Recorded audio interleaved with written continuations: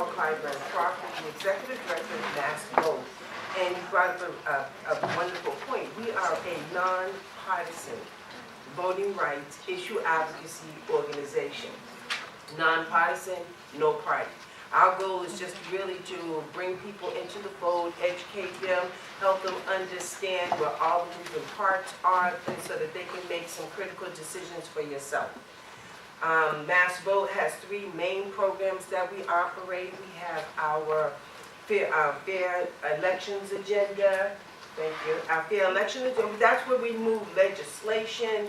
We were instrumental in passing early voting, online voter registration, pre-registration. We passed automatic voter registration last year, and we're working on our main program this year is election day registration. So we work with the Election Modernization Coalition to pass progressive, or just, you know, make voting available for everybody. And then we have our Democracy for All, and that's a program which we do all of our mobilizing and educating, a lot of our leadership development. We run a couple of programs, our Women's Pipeline for Change, and that's where it's a side program that's being incubated at Massvote, where we train women how to get involved, not just for elected positions, appointed positions, just being leaders in their own right. We have our Civic Engagement Initiative program. That's a program where we grant money to base building organizations in the community, and we teach them how to do grassroots organizing, door knocking, phone banking, and really how to, you know, advance their issues. But our main program is our Young Civic Leaders program, and that's the program that Jay is the coordinator for. And we teach our young civic leaders. It's a paid high school internship program, and we teach them to do everything that we do. Advocacy at the State House and City Hall, how to pass legislation, how to door knock, but their focus is with you. So I'm going to let Jay tell you more about the program and share with you ways and share the barriers, and let's have a discussion. If you have some questions, we want to leave room so we can answer some of your questions. Thank you. So as Cheryl and Layla mentioned, my name is Jay Cottle, and I am the Young Civic Leaders Coordinator at Massvote. And as Cheryl mentioned, this YCL program is a 2-year paid program. So we say 2 years, but honestly, when we hire folks, they get to keep the job until they graduate from high school, and it's a kind of a 2-pronged approach to leadership development. Internally, we're hiring 6 to 10 kids, and they're learning and they're growing and they're inspiring other people, but a lot of their work is about mobilizing and activating other people. When we say activate, it means how do we find people that are not only going to participate, but inspire others to participate, to talk to other people about these issues. So that's kind of what the YCL program does. Next slide, please.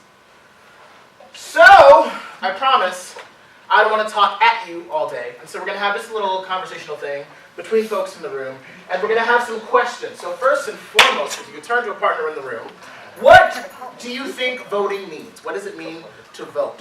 Process, theory, thoughts. Take about a minute.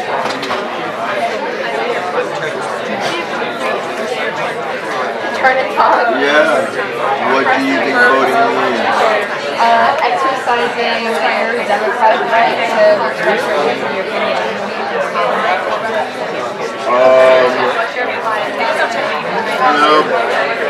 Expressing yourself, letting people know how you feel about something, in hopes that what you vote for will pass. Yeah. Do we do the other one or just the first one? Alright, take 10 more seconds to finish your talk.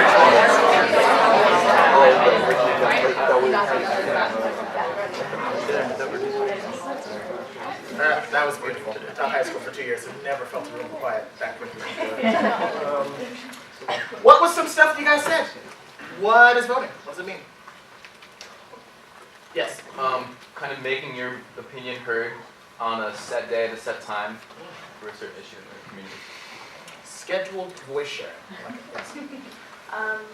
Going to a ballot and choosing someone to represent you and your ideas. Great. Yes? Using your voice to contribute to society. Let's take one more.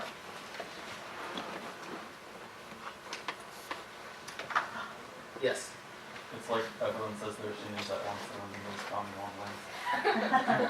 That, my friend, is the most succinct definition of democracy I've heard yet. Right. So why, or is voting important? And specifically, why is it or not important to you? Take another 30 seconds, get a new partner. Miss Castle, why is voting important to you? That's what important to me because voting allows you to have an impact on your life, especially like local elections, when people don't vote in the most, and like actually make significant change into your life. And it's super easy, so why wouldn't you do it? All right. What about you, Ellen? Why is voting not important to you? It is important to me because I want to express myself, I want to feel heard by my government, and I want to see change that I believe in, and I feel like voting is a very easy way to do that. Are you here all day today? Yeah, got excused from my Miss Becker's class. I don't know what you're doing. Yeah.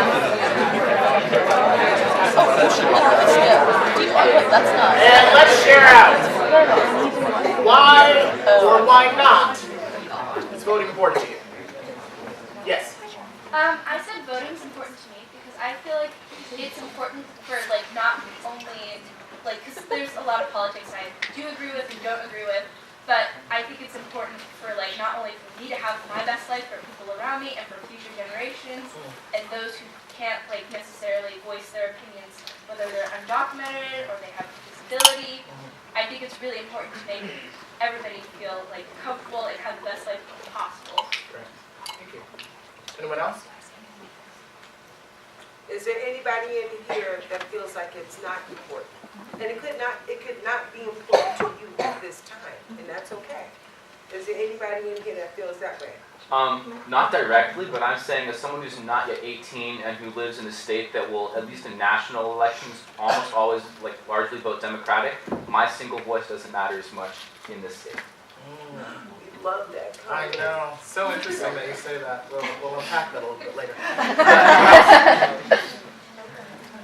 Great. So I'm going to skip this middle question because I'm assuming that most of you are not yet of age, although we'll talk about that as well a little bit later. So to the fourth point, what does it mean to us as citizens in this country? Again, new partner. First.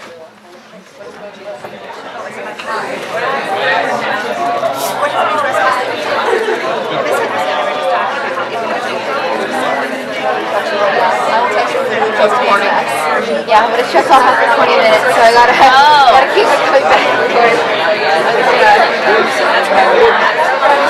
Are you taking other classes? No. The only other class I had today was like English. Oh, yeah. Are you freshmen? That was Joe Kennedy, right? Yeah, just Kennedy. How was the mayor? Mayor, it was pretty good, you know. Things got a little bit heated at one point. We were concerned about talking about contracts, and some of like students got involved. It was just like, why are we getting Chromebooks where our teachers are still wearing those red shirts every day? The last question for your discussion right now. So why is it important to us people? And lastly, is it a right or a privilege? So throw that in the mix.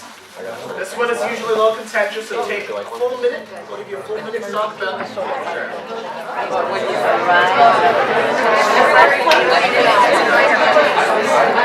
Yeah.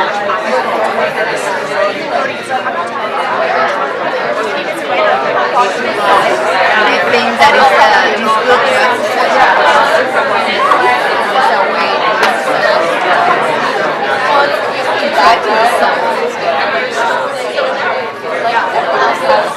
I think the word privilege suggests that you can take it away from someone, and then that makes me think about what are the circumstances under which I would think it's okay. It's privilege to me. Or like it should be right. Because I know in like many states they've been trying to take it away from, or they have taken it away from self.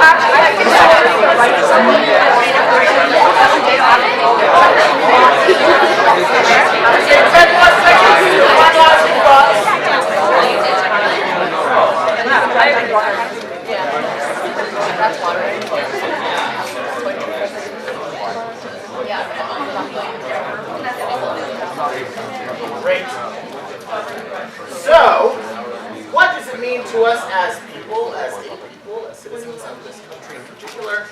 is it a right or a privilege? Yes. I think that it's a privilege because other places don't necessarily have voting, or they just don't have voting. So like, yeah, it's a right to us because our government says like we can have it, I guess. So, but like relative to other places, it's a privilege. Interesting. Yes, back there. So this may sound a little bit like splitting hairs, but to me it is a right that we are privileged to have.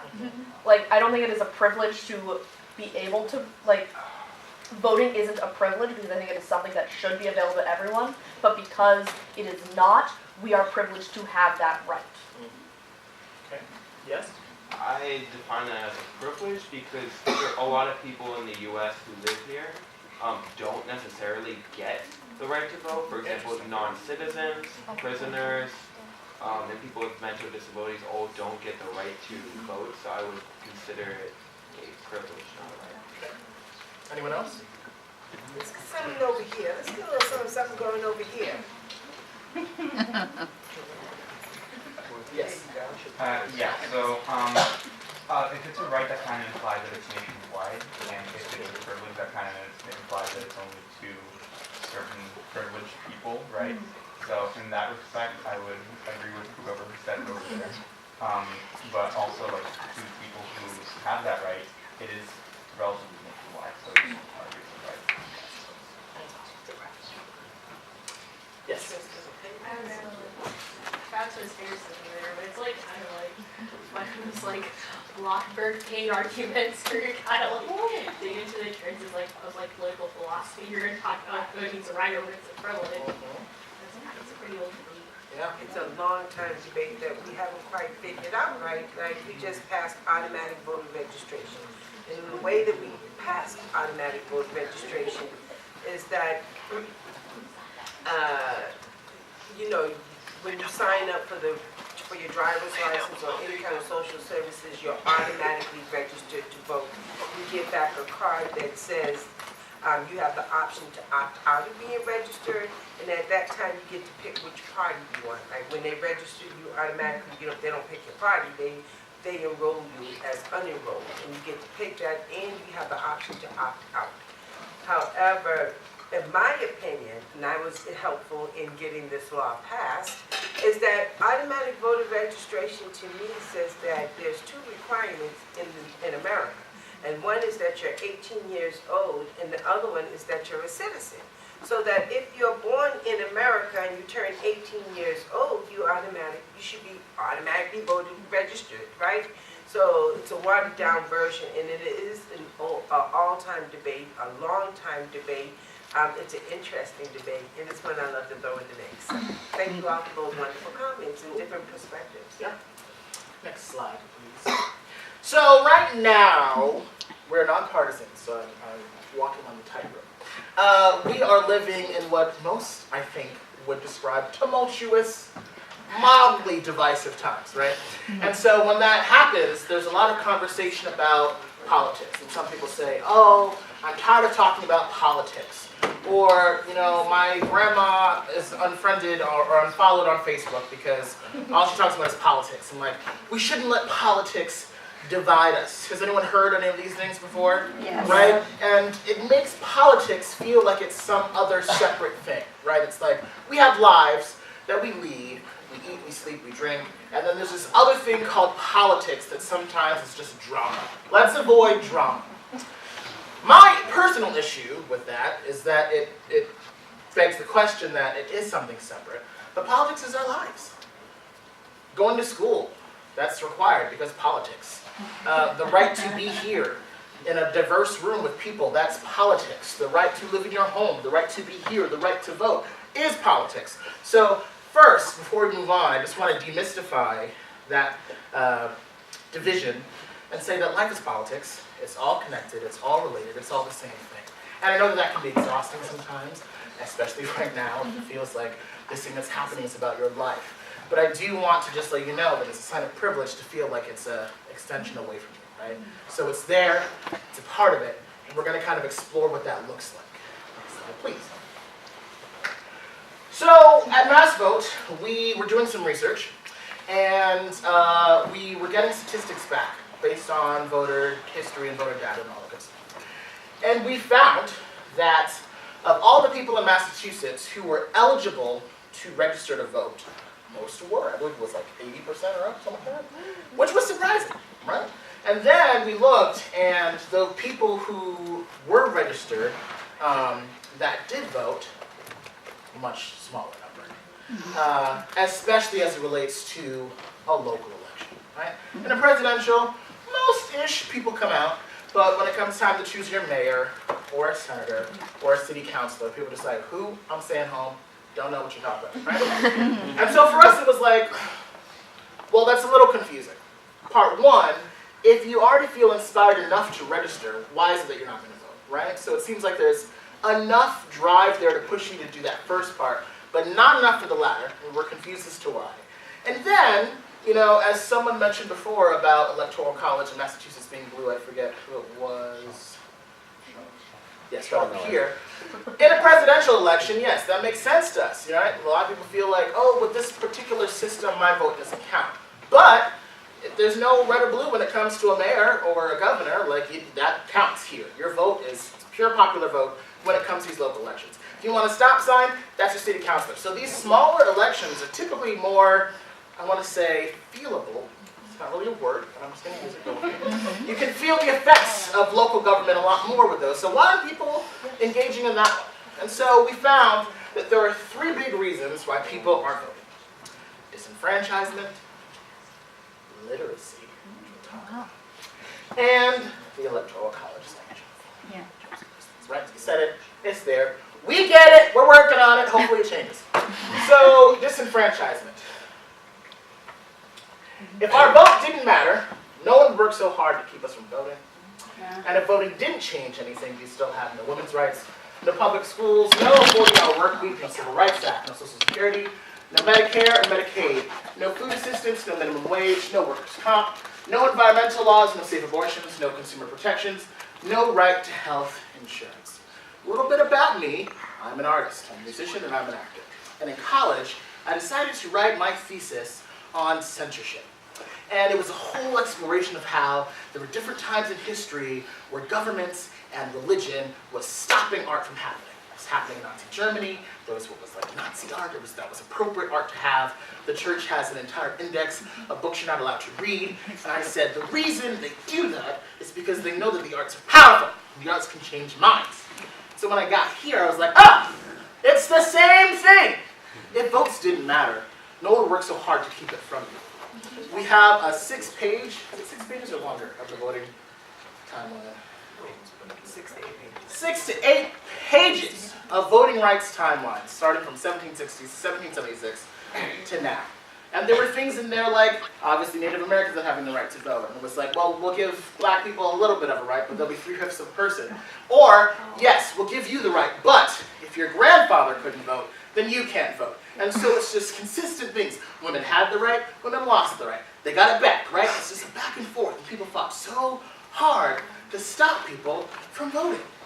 It still happens. In this last election, someone was talking about prisoners not having the right to vote. In Massachusetts, who knows the laws about felons and voting as it pertains to Massachusetts? Anybody? Yes? Correct me if I'm wrong, I believe they have to like be out of prison and like non-violent for 5 years in order to have that right. Yes? I think just if they're a felon, they can't vote, right? If they were aboriginal. Interesting. Anyone else? Any ideas? Like ones that found like leave jail, like once they're just like not physically like incarcerated. In Massachusetts, as soon as you step out of that jailhouse, the right is restored to you. That is not consistent in the country, right? For some people, that's what you talked about. There's a timeline afterwards. For a lot of countries, it was country states. What you talked about, once a felon is lost forever. We just saw in Georgia and Florida that people really voted to restore voting rights to millions of people in prison. If you watch this great little documentary, it's called 13th, it's on Netflix, and one day when Netflix is chilling, just watch that. It's more educational, but it's still interesting, and it really talks about how that loss of a right to vote in that context as somebody who was a felon was very important, right? So we have fought long and hard. Cheryl likes to say that we are the embodiment of the spirit of this Voting Rights Act of 1965. And that was a big act that really said, everybody, regardless of creed, religion, sex, gender, all of it, has a right to vote. And that's what we believe. And that's why we believe that it's important for you to exercise that right. We fought very hard for you to have it. You do have it. It is a right here in this country because it's a law. Even if it wasn't, it would still be a right. And right now it functions as a privilege, but that's what we're trying to fight. Any thoughts on disenfranchisement? Yes. This is kind of more on like if it's a right or a privilege, but it ties into that. So kind of you were saying like some groups lost the right to vote, but then doesn't that mean that it's a privilege because a right is something that you just have, you can't lose it or gain it, and a privilege is something you can lose or gain. That's a great point. I would push back only because fundamental rights can be taken advantage of. And someone can say that you don't deserve to have it, but that doesn't necessarily mean that the right that you were born with doesn't still exist. So getting people to honor the right, that might be the privilege, right? To your point. Wait. Where do they say it's a right? In the Constitution? Constitution. Where? And for who? And when? Right? When you think about the Constitution, we have these amendments. We're always amending, and then change this amendment. They eviscerated the Voting Rights Act back in 2013, and people started pulling back things like early voting and pre-registration. So, but I'm still trying to figure it out. Where is it written? This is my favorite discussion, so I'm going to get off of it. Right? Yes. But is it a privilege or is it a right? And how do we, make that true? She's thinking constitutionally. I think that when you pop out of the womb, you have a right to have an active voice in your world, right, and how things function. So I'm speaking more to this esoteric right, but constitutionally, yes, there might be a little bit of difference. Cool. Next slide, please. Voter literacy. Voting is confusing, okay? A lot of you have not done it yet, but I promise you that your teacher's in here, and I don't want to put you guys on blast, but I'm just going to speak for you in a moment. You walk into the booth, there are these long lines, and there's this long form, right, and it has all these positions, and you know a couple, and you feel good about the couple you know. Like, I've heard that person, I know what that person believes, but then all of a sudden, there's someone up for recorder of deeds, and you're just like, I don't know what that is, let alone who that is, right? And then you see all your city council people, and you're just like, what ward is, what's a ward, what's a district, what's the difference? And then you just end up going, you know what, I'm just gonna vote, party. Or I've seen that name on a sign outside my gas station. I'll go for that one, right? And so it's very long, it's very confusing. Or there's some years where they have issues on the ballot, right? Vote no on 3, yes on 2, no on 1. Sometimes no means yes. Sometimes yes means no. And then when you're reading the thing, it's these long, dense paragraphs written in like government speak, ye shall, they, herefore, hither, wheretofore, and it's just like, I don't understand, and I want to go home because I'm hungry, right? And so voter literacy is a huge issue. And then as you really start to think about it, there's some of us with degrees, maybe, or went to really great schools that can like maybe figure it out. But for the everyday person walking in there, it can be overwhelming. And it makes you feel like, am I dumb for not getting this? And if you feel those things, why would you consistently interact with that system? Does that make sense? Mm-hmm. So voter lists, typically what we'll do here, we don't have the time, is we'll go through a mock election, and we'll have like some celebrities that are running, and then we'll get you guys in lines and have you go through it. We can't do that today, but maybe to kind of get that in your body. But that's why really experiencing that before you go can be very helpful. So just understanding how to read these questions, how to understand platforms, which is kind of what people believe and what they run on, can be very helpful. Lastly, was the Electoral College. It's a beast. We're trying to change it. Someone just put legislation forth, just wants to abolish it. Is it going to happen right now? Adjust your expectations. But essentially, the Electoral College was born at a time where information was not easily accessible to everybody. Right? And so they said, not everybody knows what's happening, so let's just choose a chunk of people who do know what's happening, and then they can decide for everybody. And it'll be based on population so that it's not, no one gets more of a say than anybody else kind of thing. Hundreds of years later, is it the most relevant system, the most accurate? Maybe not, right? And so we'll dig into that. But if I leave you with nothing else today, it's what I said earlier. in a presidential election, you should obviously vote always, but you will feel electoral college just applies to presidential elections. If you have a governor, if you have a mayor, if you have a city councilor, state senator, all of that is counting your votes. Issues, counting your votes. So if ever there was a time to vote, it'd be that time. Again, also vote presidential elections, super important, I promise you, but also do it in the local ones as well. And I want to put a pin in that one. Local elections really affect your daily life. Yeah. Those are the most important elections that everybody wants to skip. But how often can you run in and see the president? You can't. How often can you go to your town hall or your city hall and see your city councilor? Every day. Right? Those are the people that make decisions about the quality of life that you're living on a regular basis. Do you need another park in your neighborhood? Do you need some additional stop signs because they use your street as a roadway? I mean, like, there's different things that you can affect. Local elections, all politics is local. Your local, the smallest election will be one that we're having in 2019, and that's to elect your city councilors. We don't even have an election in Boston anyway. We don't have an election for a mayor. We only have city council. That's the lowest turnout. We function, we look, and we thrive, and we put all of our, analyze all the data towards turnout.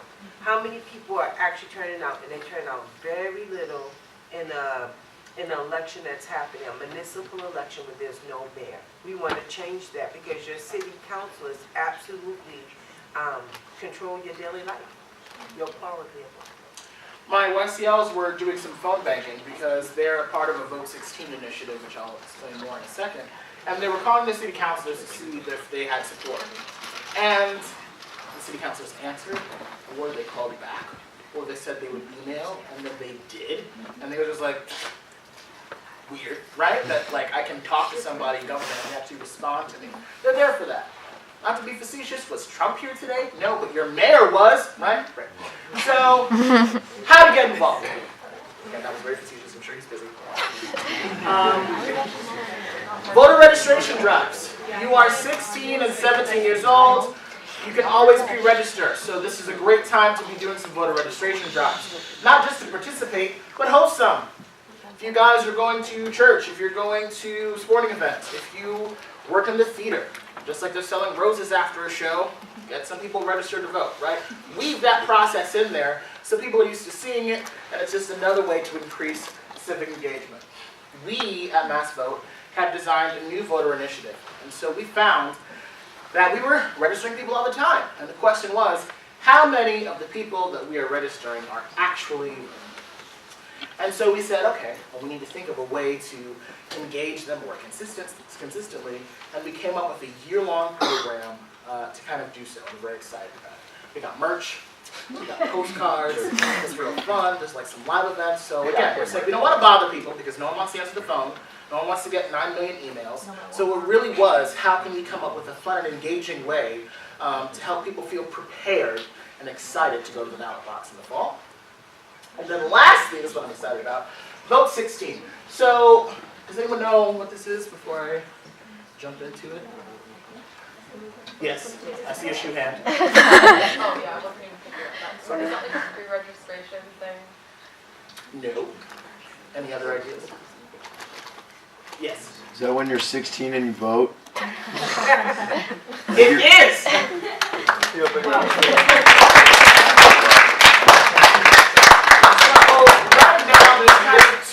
I don't want to say warring because they have the same spirit, but on the local level in Boston specifically, we are trying to get 16 and 17-year-olds to be allowed to vote in municipal elections. Now, it's funny because our Congresswoman, Ayanna Pressley, who used to be on the city council, around the same time, came out and said, hey, I want 16 and 17-year-olds to vote in national elections. So there are kind of these two different things happening, but the heart of it is that 16 and 17-year-olds should be allowed to vote. Now, I thought the right to vote question, the right or privilege, was a little contentious. My question for you is, how many of you believe that 16 and 17-year-olds should have the right to vote? I see a hand, yes. I wanted to note like why teenagers should be allowed to vote.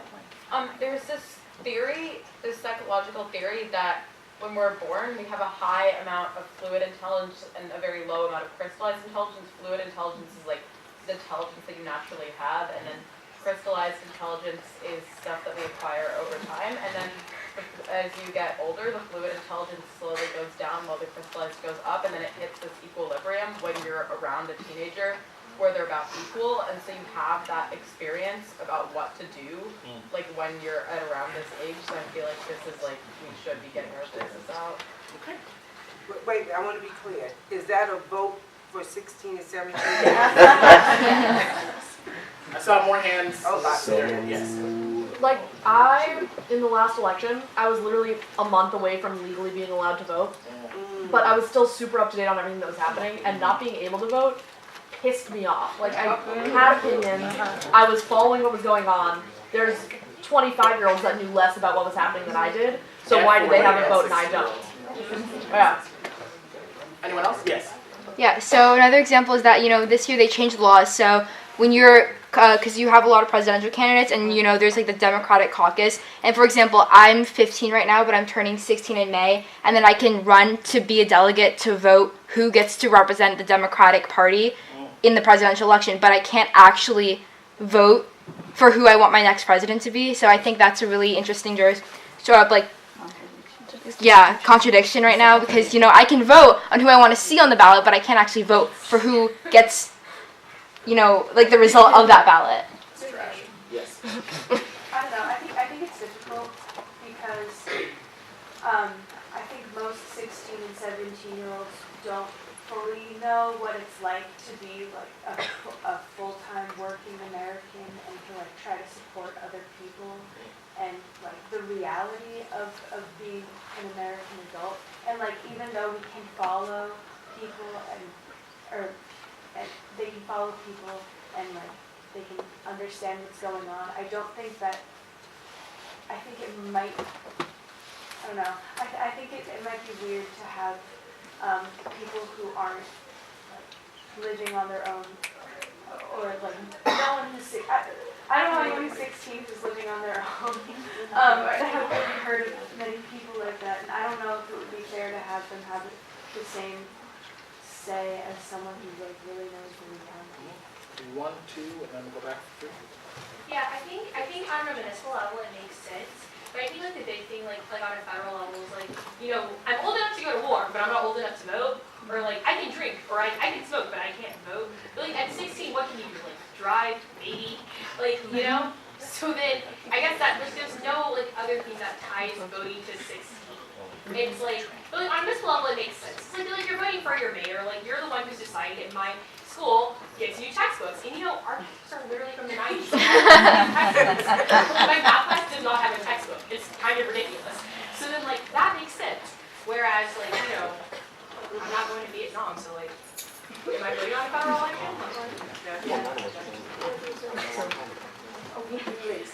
So I'm wondering who makes the decision. I know that in Worcester, they just went through this question and City Council voted it down. Is it up to just the City Council of any municipality to decide whether or not they allow this to happen? Yeah, so it's a little complicated. So technically they could, but if the City Council were to pass it, they would have to file what's called a home rule petition, meaning they would have to talk to the state government to allow them to change it. So right now there's a bill actually going through the state government called I forget what it's called. But essentially it would allow each city to determine its own voting age. It would give them the right to do so. And so then the councils could then decide whether or not they would want to lower it. But yeah, that's kind of what's happening right now. So right now, we're talking to City Council. They've come out in support of that act. In Boston. In Boston specifically. They've come out in support of that act that is going through against state legislature, so it still affects your town here. But then yes, your City Council would then, once that's done, make that final decision. Can I make one more? So, everyone, if you get 50 signatures on a petition, 50 people, you could, this room, just ask your parents, you can bring something to the City Council and they have to consider it. So if you got 50 signatures on a petition that says 16 and 17-year-olds should be able to vote in Newton municipal elections, you can force City Council to give you an answer. That's a campaign waiting to happen. Right. Come on, Saw some more I see hands. yes. Yes. Yes, and then yes.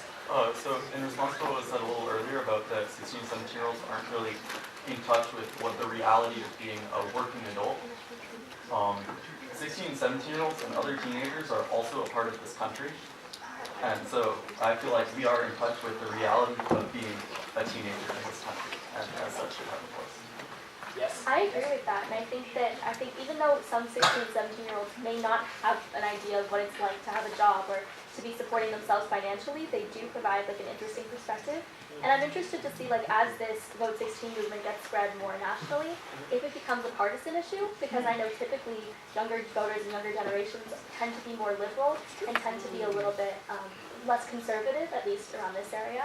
And I think that'd be really interesting to see what implications that can have for what elections look like in the future. Because if you have all of these liberal voters coming in, what would that mean for our democracy? What would that mean for the future of our government? Honestly, I would say expect it to become a partisan issue. There's still issues of gerrymandering happening, voter ID laws, poll taxes. There are new versions of that, and again, as you mentioned, with even the felons having the right. That's, again, a very consistent group looking at another group that looks a certain way and votes a certain way, doing a certain thing. So I think, this might sound jaded, but expect it to be an issue that will be wrapped up in other things. We'll never say, like, that's why. But yes, I saw a hand, and I saw some hands over here. Yeah.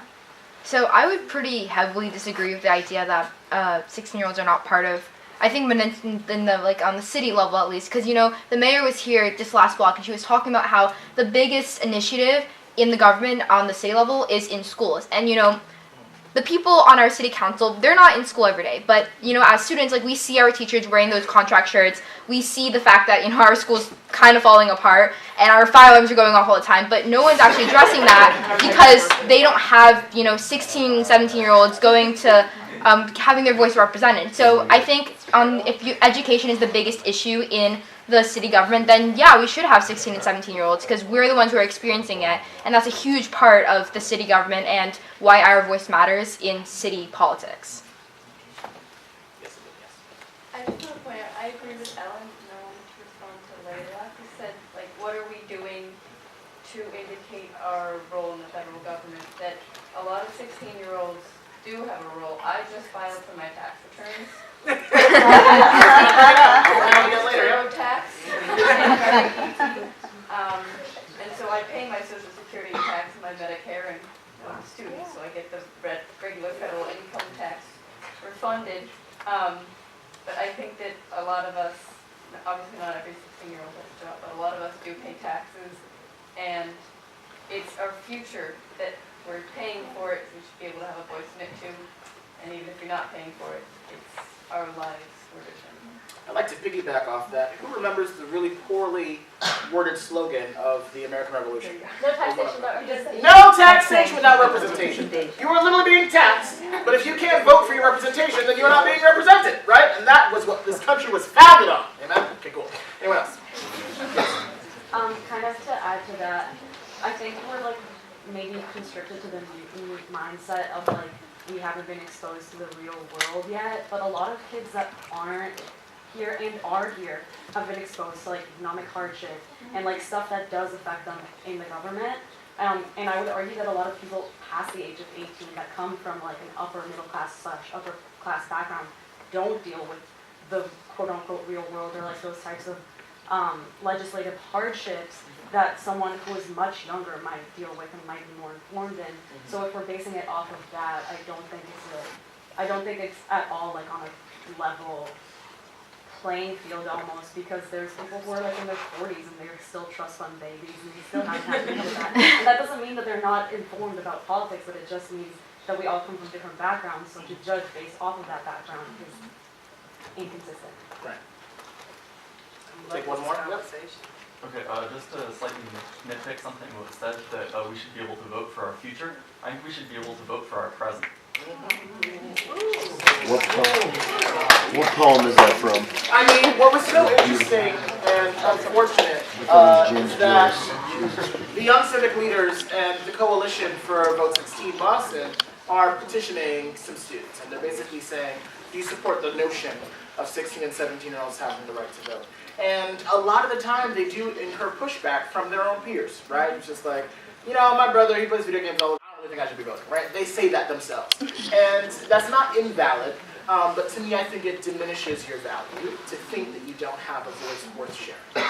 I typically try not to do this, but when Ayana came out, I think it was posted on like the Boston Globe or something, and then I saw all these adults just like, absolutely, this is trash, kids don't know anything. And again, I'm an educator. I work with very smart, intelligent young people who sometimes know more than I do. And so it felt very personal, and I don't talk to trolls, but I just had to go on it, because it's just, to me, I see everyone, even in this room, who is engaged and thinking critically about this process, and thinking about what voting means, and having a worthwhile opinion of it. And so if that exists now in this room, I believe that your voice does matter. I believe that your present is being affected as much as your future is being affected, and you have a right to be a part of that. Whether that's in your home, whether it's in this room, or whether it's happening on a national scale. I saw hands, and then I'm going to leave you guys with one thought, and then open up for questions. People are gonna think I'm nuts. I think like even 5-year-olds should be allowed to vote. And the thing is, alright, the thing is, I think that hearing from different perspectives of society, like even like those who are like, because if we're hearing like from older people, I think we should like do it in these categories like of age group and how that's correlated with the political parties that they stand for, and even like really, really young people who like are like completely naive to like politics themselves. Free pizza and Like ice I cream. think it would actually be cool to maybe hear from that. So, and I think it's important maybe if we were to do it in increments to see like exactly like what age group believes in what thing. Like for example, since older people tend to have more conservative beliefs. So it's really interesting you should bring that up, because it is a campaign. Someone approached me, I get these calls, random calls, and I went to the church. She had a whole binder of all this work that she's doing, and it's around proxy voting, like, you know, if your kid is up to par and knows what's going on, yes, but if not, I can vote for them because they are a human being. They should have a vote. You said you come out of the womb, vote, you should have a right. This woman is saying the same thing, except for, you know what I mean? So, yes, I encourage thinking out of the box in ways in which we can make it more accessible to everybody. I mean, I know that that sounds like it's crazy, but we had mock elections when we were in elementary school. Like, we did that thing. It's how you learn about democracy. It's how you learn about participatory voting and things like that. I think, right now, on staff, we have people from all different backgrounds at Massvote, and typically we have someone who wants to burn the whole system down, and somebody, typically Cheryl, who's just like, gotta use the system, fix it, right? You know what I mean? But like, can't burn it till we got it. And so, what I hear you saying is there's a lot of people who take kind of, this is the teacher in me again, the editing approach to government. Let's just make small fixes, small tweaks. But I think it's okay to start thinking in terms of revision. Let's cut huge chunks of stuff. Let's think very, very differently. So I kind of appreciate where your thinking is going. Last thing I want to mention about the Electoral College, especially as some of you guys are moving into college. It's okay to be strategic about where you register to vote. So as someone mentioned earlier, typically Massachusetts, if you have a particular political alignment, you might feel lost here. But if you end up going to school in Ohio or Tennessee, maybe they vote differently than you do, and maybe they need your vote more. So as you get older and you think about where splitting your time, you can be registered in 2 places you cannot vote. In 2 places, that is fraud. But you can register someplace else, especially if it's where you go to college, you might need your values expressed a little bit more. I just want to put that little seed in your head. We'll now transition into the questions and comments portion, so I saw some more hands. We can get to you now if you have any. And we only have 3 minutes for this portion, so. So this can be timed to earlier discussion or asking more questions about how to get involved, our work, etc. Yes? I've noticed, especially coming from a family with immigrant parents, that a lot of the information in local elections and issues are really passed along from word of mouth, by word of mouth. So if you're not like already involved in the community, it's really hard to understand what's going on. What do you think that local organizations can do to make sure that information is actually being disseminated to people who are not previously engaged? You. So, question: how many people here are first generation or have parents that speak another language or are immigrants? And that's amazing. And how many of you are the ones that tell your parents about what's going on and what's happening? right? So there are a lot of first-generation students. They're the ones going and telling their parents, this is who to vote for, mommy, right? This is the thing that's happening. So I would say that a lot of organizations should be speaking to you directly as ambassadors in your home and as people who typically kind of have a foot firmly in both places. That's one thing.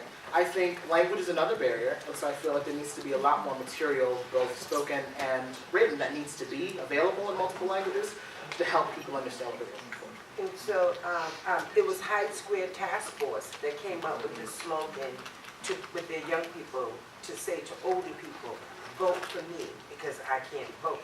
Because a lot of them are not voting, and they were encouraging the older people to vote. And they're like, you know, vote for my school system, right? Like, this is something that impacts me. Can you vote for me because I can't vote? That was the first thing. And he said something else, and I lost it. But it'll come back. Anyway, yes.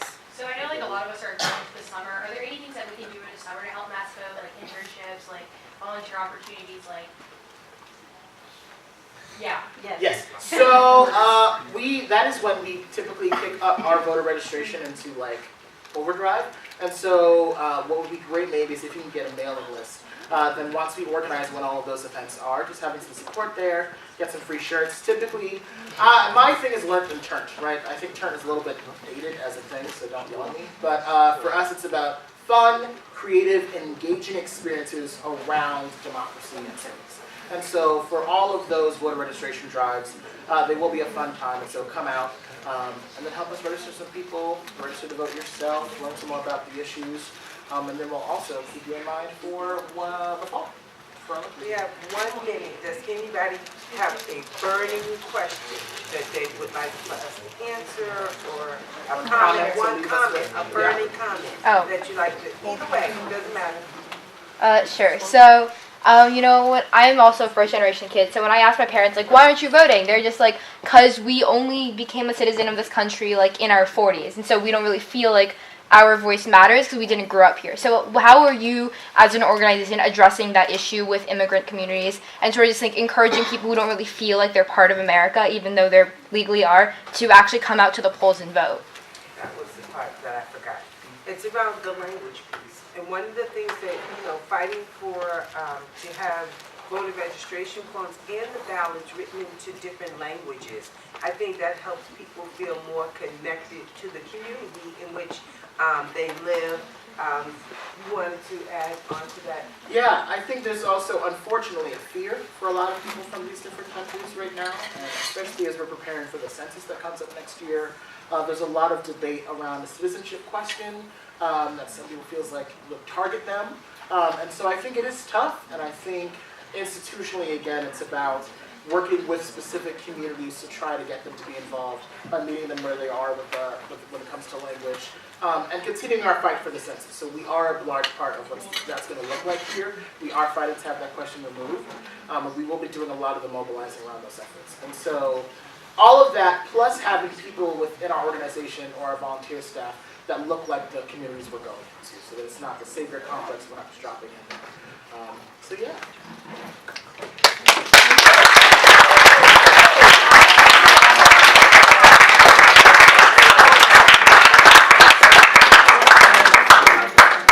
Thank you to Massvote for coming here and speaking to us. Yeah, so class ends in like a minute. So again, a that'd round be of great. applause to you all. Thank you so That much. wonderful conversation.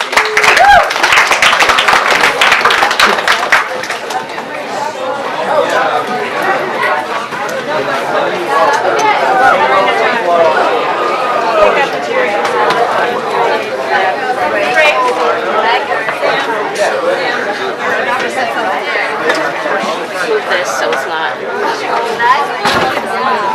I'm gonna move this so y'all don't hit it.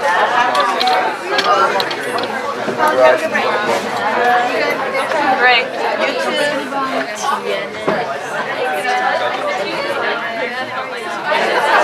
Have a good break. Have a good break. Have a good break. Have a good break. Oh, where did you find this? Right in my house. Oh, very cool. Now you gotta turn it in and, you know, get 13 cents out of it. Yeah. It costs $1 trillion to buy this house. $1 trillion? Alright, well you can buy No, a couple dozen eggs. Yeah, their favorite food. Well, I know I like learning about like physical health. Alright, have a good break, ladies. Alright, Miss Castle, where are you going? Where am I going? I'm going to a meeting with Joel. Oh, you're not going anywhere. Oh, and like going for break now. Yeah. I got a break. Going to New Orleans. Ooh, nice. Have fun.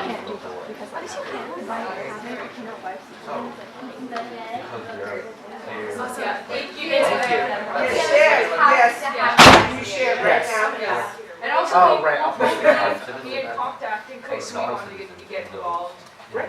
Yeah, I definitely, because like, depends on to be, there's not enough, it's really like to get involved, are kind of, it's like, it's a risk. I think definitely, I think definitely we can do more to get. That's why I think more want to be involved, really. You know, you look at the class and said, pass judgment, right? Like you just never know what's in a person's head and what they're really, really thinking and how, and I was just looking around the room and some people are a little bit more isolated, other people in their coach, but I really felt like Are you coming for C-Walk? Yeah, is it first? Yeah, guys, First lunch. Take first. First lunch. Take right a sign on the door. Yeah. And we're also a statewide organization, so we're trying to be better about, and thank you, Sector Ms. Union Layla, for remembering, I did that in Congress. First lunch. First lunch. Yeah, back in October. It was before the It was really great. You guys, if you're here for your teacher, first lunch. Absolutely. And the West Coast workshops. Are you here for 6 to 8?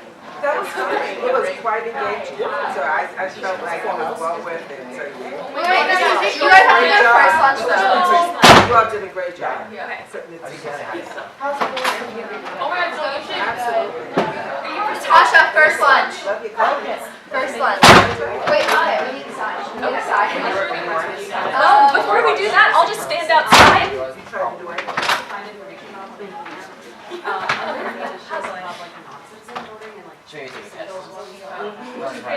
They're always talking about nonsense. That is something. Oh, you're talking? Let me give you my card. I Send me a quick. The second one though, I can Send me a quick email. you know how I association problem. I'm like, And then because I I did will. this cancer association problem. Okay, And so then I did the right thing. Okay, can you reshare that with yourself because I tried to copy your email address and I accidentally removed you. Oh, I'm sorry about that.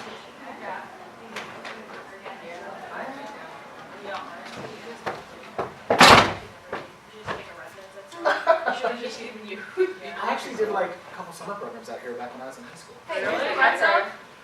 Yeah, it was doing summer stage, and we did it 1 year at Newton North, and then Jeff Milburn, he ran at the center. Jeff Milburn? Oh my God! He's still here! Yeah! No, we passed him on the way. Did you see him? No. He was way around. Yeah,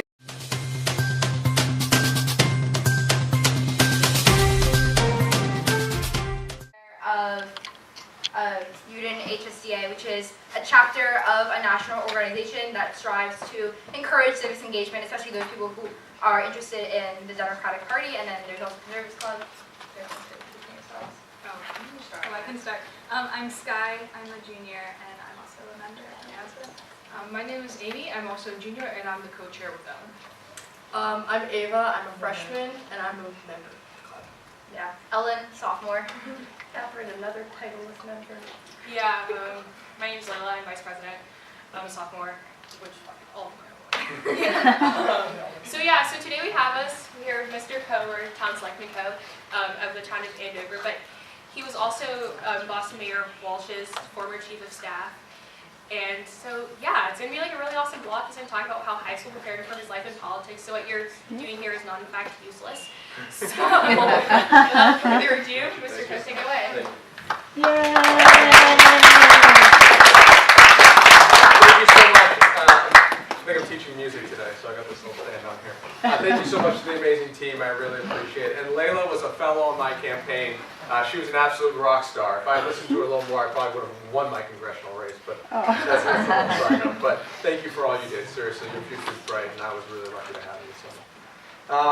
So I know what all of you are thinking. Typically, guest speakers come in. They haven't been in your shoes in a while. They talk for a while about their lives. You don't really relate to it. The most you can hope for is that I talk too long and it goes into the next block. I can't promise you that I'll do that, especially since you got Congressman Kennedy coming too soon. Hi, how are you? Come on in. What I'm honored to do today is to share with you some of the things that I've experienced when I was in your shoes, what happened after, and to tell you most importantly that the life lessons you are learning today in high school, just as much outside the classroom as in, will serve you well for the rest of your life. Thank you so much for the introduction again. It was flattering to say the least. I've been fortunate to have some incredible mentors in my life and in my professional career. As a result, I've been able to have some good opportunities along the way. But there's an issue with the image of success in our society. When someone is considered successful, they are all of a sudden is seen as successful their whole lives. You hear they were president of their class. They were captain of the soccer team. They were always the leader. That one we always knew was going to be successful. Well, I'm here to tell you today that that's not the case for virtually anyone. I'm sure Newton South does a great job at making you feel good when you're successful. But when I was in high school, I failed a lot. And we all need to talk more about failures.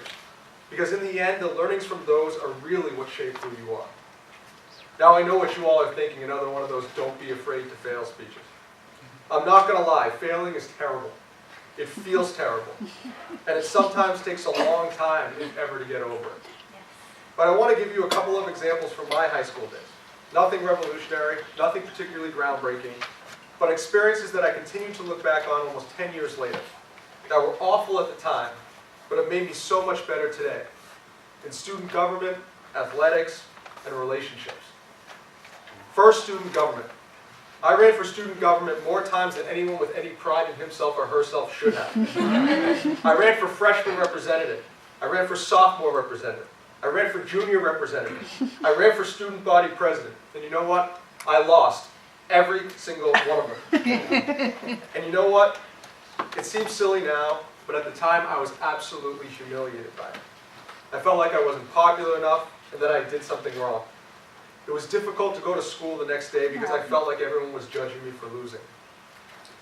And this is where high school taught me a really important lesson. I realized soon that publicly taking a risk and not succeeding was in retrospect the best thing that ever happened to me. For two reasons.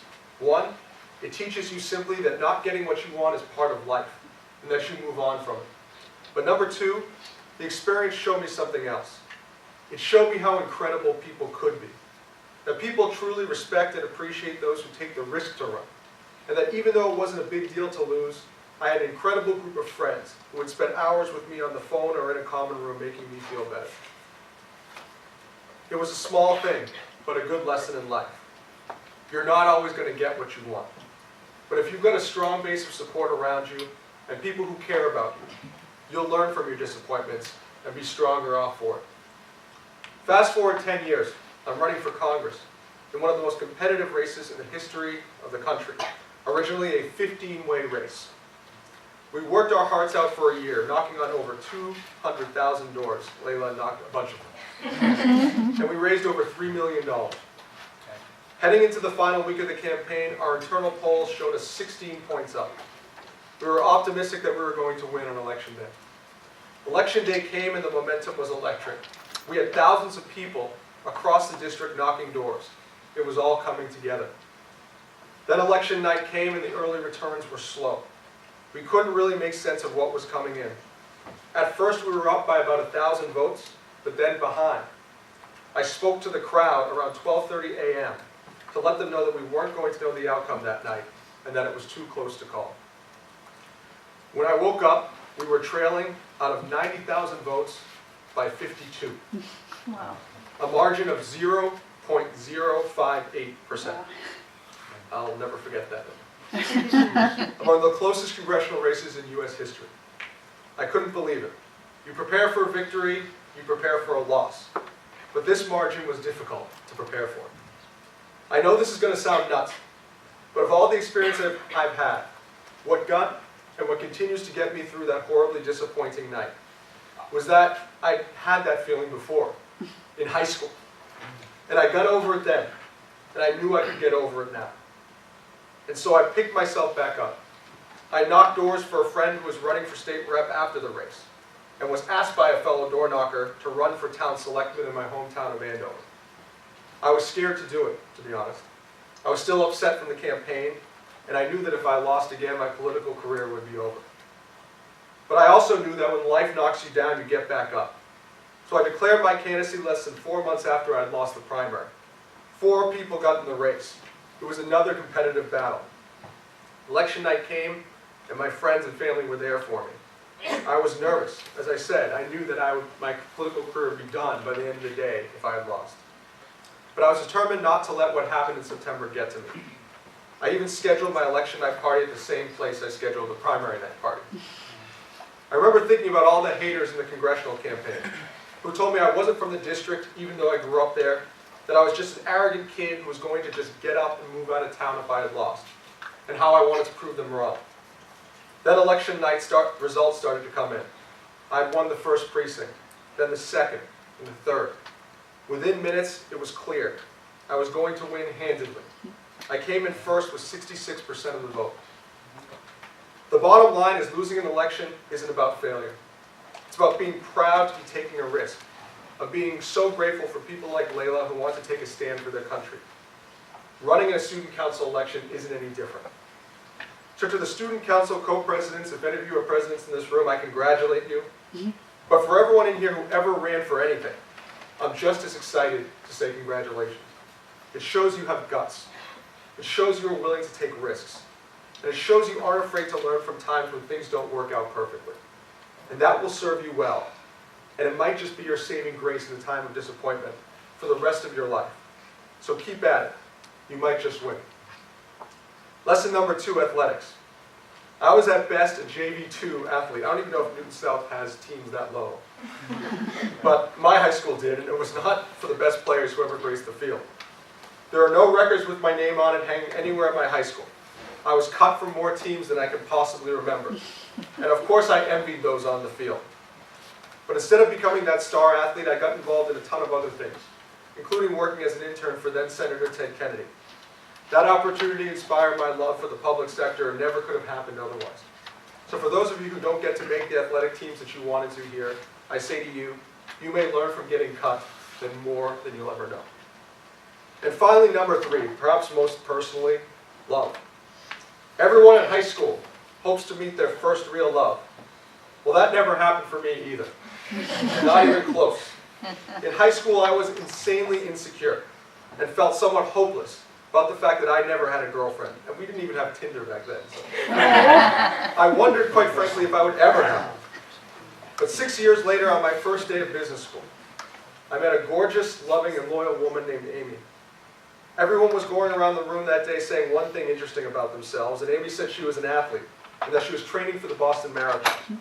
To my last point, I was the opposite of an athlete. So of course, I told her I was a great athlete. And I was also training for the Boston Marathon, and that we should run together. 10 years, 40 pounds, and 33 marathons later, we're still running together, including on Monday. And I'm still as in love as the first day I saw her. If I had met someone in high school, perhaps I never would have met Amy. And maybe I would have missed out on building some of the friendships that I treasure to this day. So for those of you who have had relationships here end, or begin, or never have one at all, know that your life is long and that your person is out there. And just be excited because when you meet that person, your life will change forever.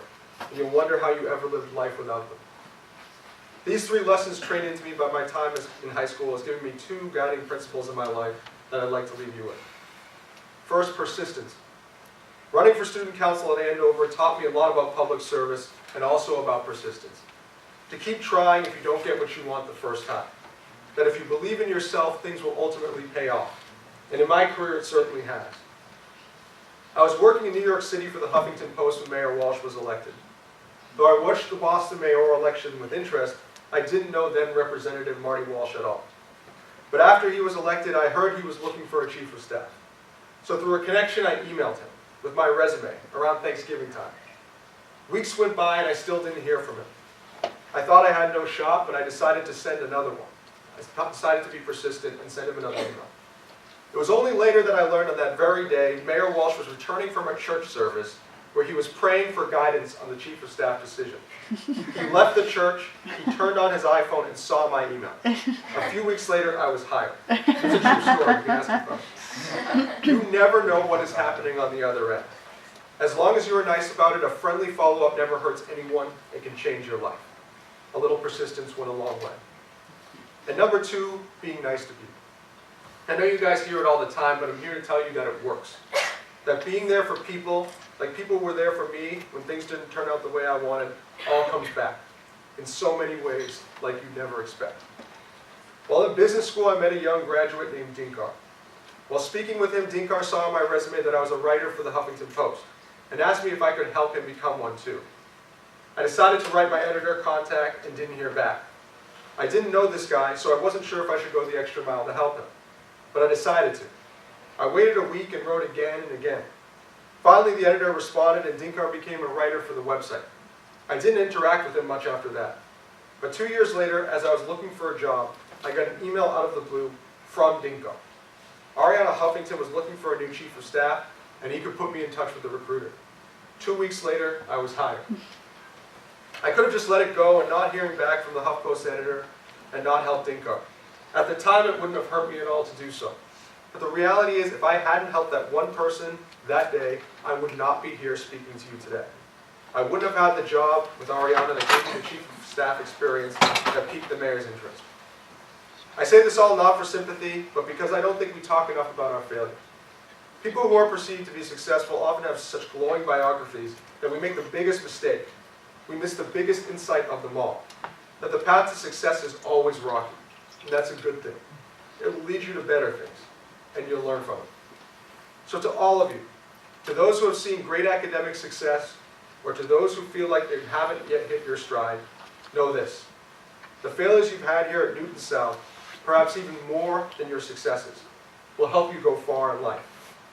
So take risks, fail, and rejoice in the failures.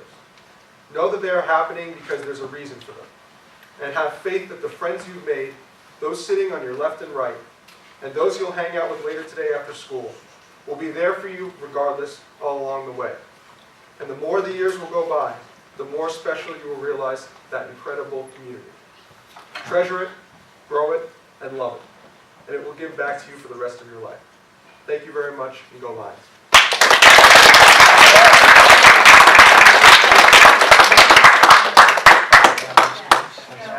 Thank you for that amazing, very inspirational speech. So now we have, we're going to open up for questions from either the audience, and if we don't have any questions from the audience, we also have some questions from other students who couldn't make it to this block.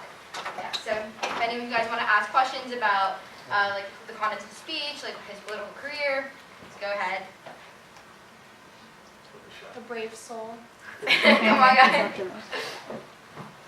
Yes, sir. Did you ever feel like you had like a piece in time as a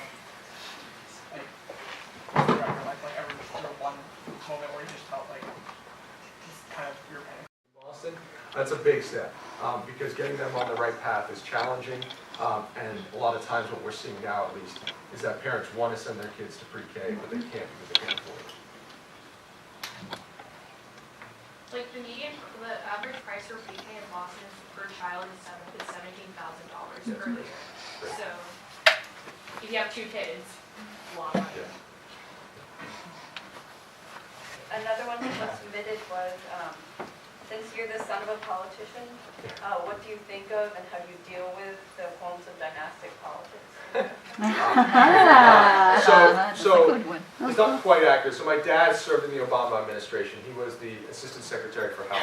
So he wasn't a politician, but he was part of an administration. Look, I was lucky. Lucky is the wrong term, but Nikki Tsongas, the congresswoman who preceded Lori Trahan, who is now the current congresswoman, has 2 or 3 great kids. If those kids had run, it would have been very difficult for anybody not with the last name Tsongas to win. Because a lot of elections is name recognition. When someone walks into the voting booth, do they recognize the name? And if they recognize the name, even if they don't remember what they stand for, typically they vote for them. And so it is an issue. Money in politics is also a big issue. And I say this as the person who raised the most in the campaign by a wide margin. And a lot of people ask me, and I actually wonder myself, like why is raising money so important in politics? Why do you have to raise so much money on a campaign? And the reality is because you can have a great platform, you can believe in all the right things, and all the things I say could resonate with you very closely. But if you never hear it, you're not going to vote for me, right? And so you need money to be able to communicate your message.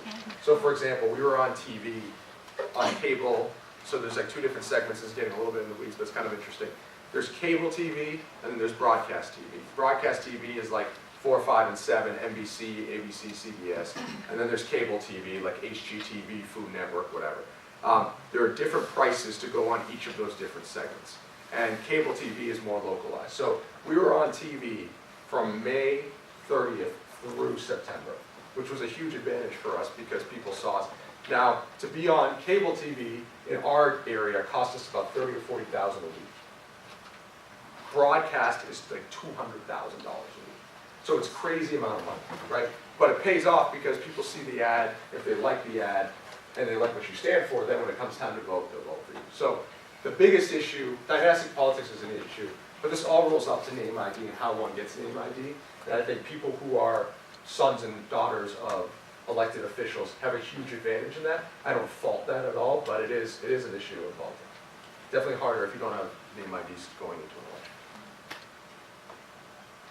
Okay, another question we had. So like, particularly in Boston Public Schools, there are like a lot of stuff surrounding like, you know, like segregation, or like, I know I have like a lot of friends that go to BLS, and like, fun fact, like Boston Latin School is the only school other than Boston Public Schools that has a lacrosse team. It's the only school, right? And so like the implication of that is that like BLS is like a predominantly white school in a predominantly black district. And it's like that question of like how do you like racial like equity in schools, but also in exam schools. So you know, take the test, if you're score high enough, like how or with your work in Boston City government. Huge issue. Huge issue, not unique to Boston exam schools. There's a huge conversation about this in New York City as well. Stuyvesant being one of the schools. As an Asian American, I'm particularly sensitive to this because, you know, in Stuyvesant at least, a huge portion of the student population is Asian American. And if you were to kind of correct for population, there's actually are lawsuits from the Asian American communities about this currently. So it's a big issue. I think one of the things that the mayor is looking for in Boston, at least as a short-term solution, is that one of the biggest factors of this racial inequity is that there's a lot of preparation for the exam, and that certain demographics are just not getting the right preparation, and also certain demographics aren't taking the exam to begin with, right? And so there's this whole conversation we can get into about the role of parenting here, but there's a lot of situations across different demographics where parents are not appropriately encouraging or preparing their kids for these opportunities. And so one of the things the mayor did was he funded through the municipal budget prep for underrepresented minorities. So those who typically wouldn't be taking the prep, who could as a result. Still has not leveled the playing field, but I think that's an enormous step. In the longer term though, you've got to look at all of the different factors that lead to one going into a room and taking the test. But it's so much more than just what happens in the classroom, and that's the challenge, is preparing someone for life before they're able to then go into a school and succeed. Yes? Yeah, so you mentioned that you're the selectman for Andover, but I'm not sure that everyone in this room knows what that is. Can you just walk through a walkthrough, what you do, and what your day looks like? Yeah, sure. So there's a couple of different structures of government that exist. There's a mayor form of government. That's what Boston is. So the mayor is basically the president of Boston. He can basically do whatever he wants to do within reason. The city council exists. The city council is not very powerful in Boston. And that's objective. There's a system called strong mayor system. That's what Boston is. So the city council has the right to approve the budget that the mayor puts forward. They don't have the right to remove anything from the budget, but that's their biggest power, is to approve budgets every year. Excuse me. In a lot of towns in Massachusetts, there's a selectman system, which means that there's a town manager who's not political, who manages the town, but they report to a board of trustees who then approve all the stuff that the person does day to day. I'm a selectman in Andover, so I'm one of those members of the board of trustees of 5. And so we have a meeting at least once every 2 weeks where the town manager will say, here are all the things I want to do, and we vote whether or not to approve his actions. So it's really interesting stuff. It's a part-time job. I work at a tech startup during the day in operations. I'm in a COO kind of role there. What I'm happy about in my current role is that I get to have one hand in the startup world and then another hand back in government. Yes? Kind of bouncing off that idea, what do you think about currently the conflicts of interest within governments? Because a lot of the politicians are also being, like CEOs of big companies and stuff like that. Yeah, it's brutal. So a couple of conflict of interest things that need to be corrected ASAP that won't with the current people who are there. One is the influence of money in politics. So you're hearing a lot of candidates, thankfully, Beto O'Rourke being one of them. I'm not endorsing Beto by saying this, but he's one of those out front on it, saying, I don't take any corporate PAC money. No one knows what that means. What that actually means is it is legal to take up to $5,000 from a company. So that doesn't mean someone who works at a company, it means a company directly. So a lot of the major companies have money put away for political donations directly to candidates, right? So Pfizer, the drug company, has money, can give a candidate $5,000. Goldman Sachs can give a company directly $5,000. Now the issue is, there's an argument to be made, which is a legitimate one, that if you're taking $5,000 from Goldman Sachs, and then you have to take a vote as to whether or not you should regulate Goldman Sachs, you're going to be less likely to do it. I tend to agree with that. So there's a push about that. And then the other conflict of interest is that people call it the revolving door. So interestingly, a lot of these elected officials, and I didn't want this to happen to me, which is why I went into the tech sector after I lost, they're not very employable after they serve in the traditional private sector. So what they do is they become lobbyists. So they spend time as an elected official, they get to know all of their other, so if you're a congressman, you get elected to Congress, you get to know all your other fellow Congress people, and then after you leave, a company will pay you to call up all your old friends and to tell them you should vote for this because of this reason or that reason. In the city of Boston, it's on a smaller scale. In DC, it's on an enormous scale. If you've been in Congress for 20 years, you can make $2 million a year being a lobbyist, right? And that sounds like a lot of money, but if you're able to influence a law that would have cost a company, hundreds of millions, then it's worth it. It's worth it, right? And so there's been some push to get rid of, ban people from becoming lobbyists after they leave office. The problem is a lot of these elected officials are thinking about what happens if they leave office. And so oftentimes the real reforms don't get passed the way they should. Yes? Well, I have a question about that. One is, do you support the Citizens United decision? And do you yourself take money from corporations and PACs? So I didn't in the last election. In my first election, I think it was under 1% of all my money was from corporate PACs. To be honest, be blunt in this room, I just didn't really know what I was doing, and that was why I did. In my future, I won't. So I think that we need to get rid of corporate PACs. I don't see it going away anytime soon, but I think we should get rid of it. We should also get rid of, there's also cute things that politicians do, which is they won't take money directly from corporations, but they'll take money from organizations that take money from corporations, right? So there are these companies there's organizations like the Innovation Fund, and they'll give $5,000 to a candidate, but Goldman Sachs gave the Innovation Fund money to give, right? So it's cute and it shouldn't be allowed, but that's also part of the equation. And then secondly, Citizens United decision basically said that corporations with free speech could give as much money towards a campaign as they want to, and there shouldn't be any restrictions, and they don't even need to reveal who they are. And so the problem with this is that if you're running for office, and let's say you're running for office on a platform of wanting to end, investment banking as you know it, Goldman Sachs could, in theory, drop $10 million on an ad campaign in your district and kill your chances, and you would never know it was Goldman Sachs. The Supreme Court says that that's legal. They said it's free speech, but rational people would tell you that that's not fair. And so that's the push. There's an organization in DC, aptly named End Citizens United, that exists solely to get rid of Citizens United. But interestingly enough, along party lines, there's a little bit of tension around this. But I think in the long term, that decision hopefully will be. But that's also the problem with the Supreme Court and the lack of balance is certain decisions will get upheld no matter what because of that. Yes. Are Are there currently any like restrictions on how much an individual could donate? Yes. Yeah, good question. So, that's a very good question. So, the maximum for federal, if you're a federal candidate, which means you're running for Congress, Senate, or President, the maximum is $2,800. That's the max an individual can get.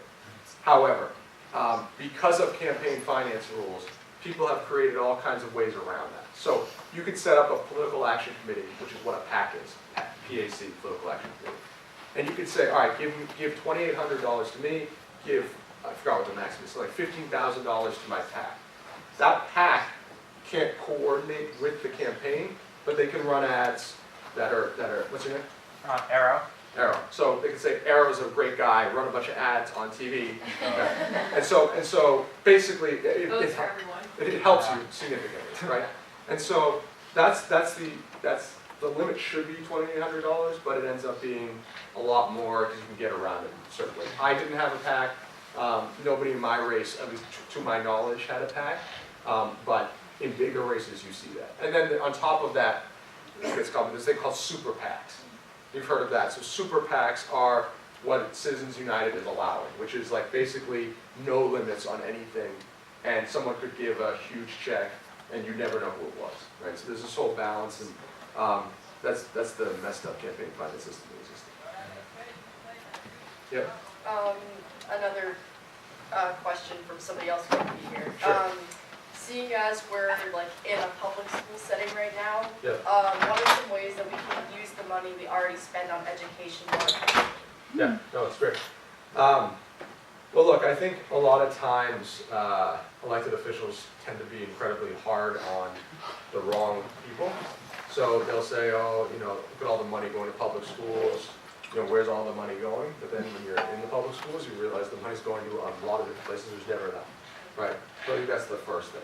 I think the second thing is there is a lot of tension in Massachusetts, at least, and around the country, around charter schools versus traditional public schools. And one of the things that I think needs to be done, at least at the state level, is to fix the funding formula. It's a little complicated, but in essence, if there are students who are currently in a traditional public school who then leave to go to a charter school, the money that was given to the traditional public school follows that student. So let's say Newton South gets $100 every year, and you leave to go to a charter school. Newton South next year gets $99, right? Now, that would make sense if it would be easy to just like readjust when you're a school, but that's not how it works, right? Just because one student leaves a school doesn't mean that all of a sudden like you can readjust and you need less money, right? And so oftentimes it's pretty much more dramatic than that. All of a sudden the next year they see a huge percentage of their budget cut, right? That's not fair to traditional public schools in my opinion. Now some, they call them ed reform advocates, will say like, oh, that's perfectly fair, but I don't believe that's fair. And so if you fix the formula so that if a child decides to go to a charter school, that's his or her decision, the family's decision, that doesn't hurt the traditional public school. I'm all for charter schools, but the way it's currently structured, I'm not, because it hurts. Like it hurts the overall budget of the school, and then what are you going to do? What are you going to do for the kids who are here? If all of a sudden you have $100,000 less to spend, it's going to hurt the kids who sit. So it's a little complicated, but it's Yeah, that makes sense. Yes.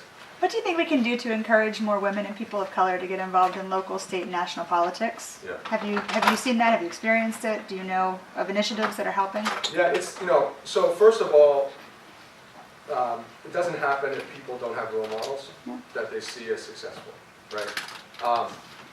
The fact that we had the first African-American president in history, I think will impact our society for generations to come in ways we don't even know, because even myself as a person of color just realized that that's possible, right? Like that gives people faith and it gives people hope that our country can be different, right? And I think that just applies to every level of government. Ayanna Pressley was elected Congresswoman as part of the delegation this time in Massachusetts. She's the first person of color ever elected to Congress from Massachusetts, which is absurd. For a state as claiming to be as progressive Massachusetts, absurd. But I guarantee you that because she's there, and because of the different perspectives she's going to bring, and because of the impact, there's going to be tons of people of color and not of color who will be inspired to get involved more. You know, for me as a Korean American, there were 0 Koreans in Congress out of 435 when I was running. There'd never been a Democrat in the United States. Like, so these things are pretty dramatic, and you know, there's some things now that are so commonplace that weren't commonplace in 10, 20 years ago, including like my Korean American dad marrying an Lebanese American woman in 1981. And there's also really great organizations that exist to help. Emily's List is one of them. Emily's List is a great organization that's dedicated to electing more women all across the country. As someone who is not a woman, you do not want Emily's List to get involved in your race because they get very aggressively involved both with funding and strategy and all those other things. In my race, we had 4 women, 4 incredibly qualified women who ran. So interestingly enough, just an interesting race dynamic thing, Emily's List did not get involved because there were too many women. And so they didn't want to pick a favorite. I was very happy about that. But those are the kind of organizations that exist. But the bottom line is the more people run, the more people get civically engaged, the more people realize it's for them. I'll speak as an Asian American. I mean, Asian American families typically are, you know, encourage their kids to go become doctors or lawyers. Typically more slightly risk of less, not that it's not like, it's very bold to do any of those things, but parents want what's best for their kids, and typically is what's less risky, right? So the notion of having their kid become civically involved, run for office is like very foreign to Asian American parents, as I experienced, right? And that doesn't apply to just elected office too. If you look at the Fortune 500, there's like 10 Asian Americans. It's like ridiculous. Like society needs to change, and in my mind, like that doesn't happen unless more people step up. Yes. Kind of on that issue, like I've noticed that like Asian American population is like one of the least like civically engaged like minority groups in America, especially in like the only time I really saw like the Asian American community here engaged was when we had like the issue with marijuana. Yeah. Why do you think? Well, explain what that was. Oh, basically Newton was like, oh, should we have these recreational marijuana shops here or no? And the Asian American population here was very strong for the no. But it's like the first time that we ever really saw like Asian Americans actually get out in Newton. So it was really surprising. But my question is just, why do you think Asian Americans specifically tend not to get involved in politics? And why do you think it's issues like recreational marijuana that we learn about? Yeah, hard to speak about the latter one, about why marijuana in particular. You know, thinking about it just from my Asian American family, like traditional values and maybe the marijuana thing is a little foreign to them. What I would say though is that politics is a self-perpetuating game that lends itself to old white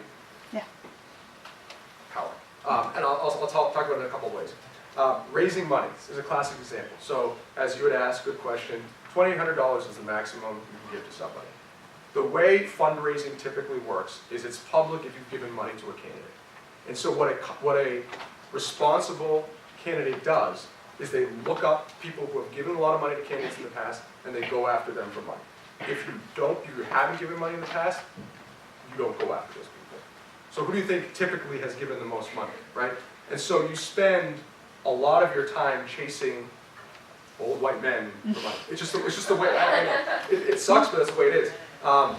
In my case, because I was Korean American, and Korean Americans have done pretty well, and you know, there's a segment that's not done well, but in New York and LA, there's a lot of very successful Korean American business people. I was able to target those people, and they threw down hard for me, which was awesome. Which was great. They made it rain. It was great. But if you look at their histories, they have no giving history. No giving histories whatsoever, right? And so a typical candidate would never think to say, I'm going to target a minority population like this or that, because they look up the giving history and they do that, right? So in a very similar situation, when you're looking to get votes, you look at who has voted historically, right? And then you go after those people. The people who vote typically end up being older Caucasian individuals, right? And so the Asian American population, the African American population, Latino population, typically are not targeted to turn out to vote. No one's knocking on their door. So that's another explanation. Now, Ayanna Pressley won because she ignored the typical approach. Ayanna Pressley targeted communities of color specifically. I have a good friend who worked on her campaign, and they would literally go to churches that were predominantly African American. She would speak to them, talk to them, and during early voting periods, they would literally have buses waiting outside to take them to the polls, right? They called it souls to the polls. And so even though, but here's the interesting thing. When you poll, a traditional pollster will look at the demographics of an electorate before they poll.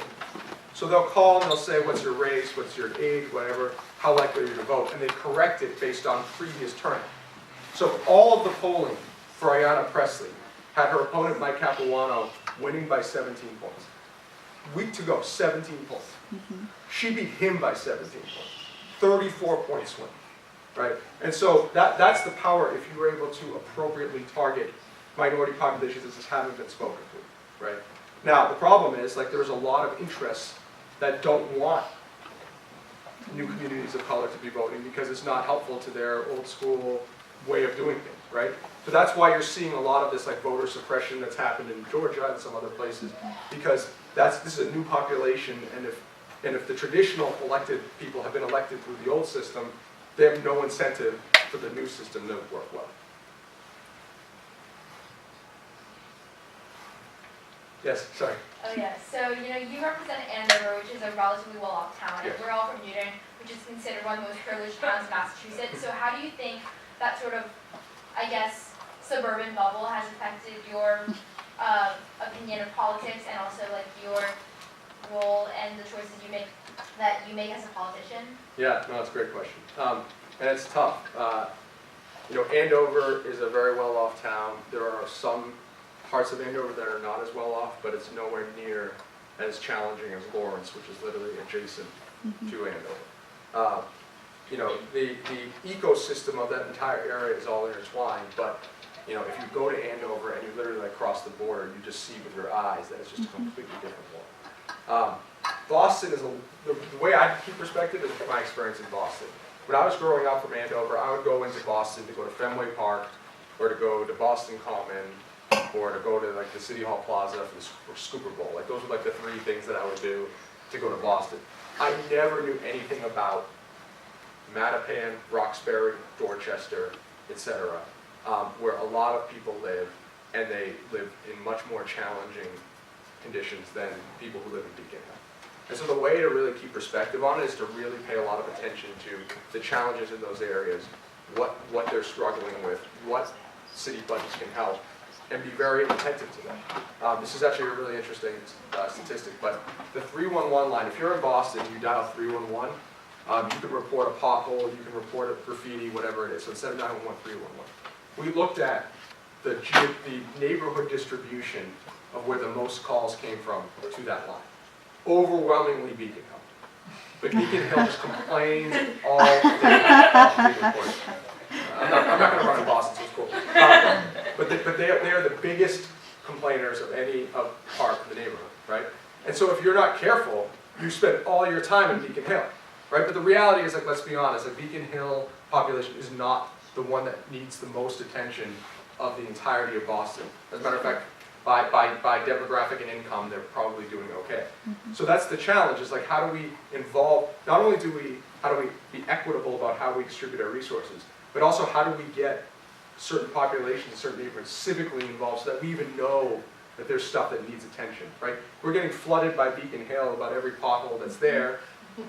We're much more likely to be able to help them than if we don't know about the crime that's happened last night in Mattapan, right? So that's also on us to be really thoughtful about how we canvass the city of Boston, how we think about receiving feedback, and how we build relationships. So Willie Gross is the police commissioner in Boston, amazing guy. What he will tell you is Boston revolutionized the safety of their city by what they call community policing. So getting to know the key influencers in communities like clergy, what have you, to get to know them, to have them be the eyes and ears of the community, for the police officers to be friendly and have relationships with people in the community before there's an incident, And that makes a really big difference. There's a program in Boston called Operation Hoodsie Cup, where they literally go with an ice cream truck and they hand out ice cream to kids, just on the weekend, right? You know, the reason being that just builds a relationship with police that's not antagonistic. It's collaborative. And that's what we need to do, is be able to build those more relationships so it's not seen as like us versus them. So, question. So, like, so I was listening to NPR. Yes. And they had this whole, story about, like how Boston, how they were like kind of doing something like that was kind of like very different, like the opioid epidemic. Yeah. And that they like had like these people like the vets who were going out like distributing clean needles, picking up needles. Yeah. And they had like this whole like it was like a certain color, what's it, yellow vest like task force that just like went around Boston just like trying to like, or like can you like talk about like the opioid epidemic or like kind of like what Boston did to like respond to it. Yeah.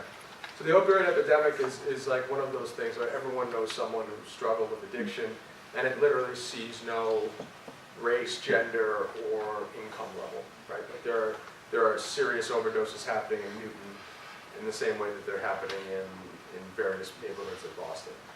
Especially though in Boston, if you go to a playground in the morning, you will see syringes lying around. These are people who are in very tough shape, a lot of times homeless due to their addiction, who are having a really tough time.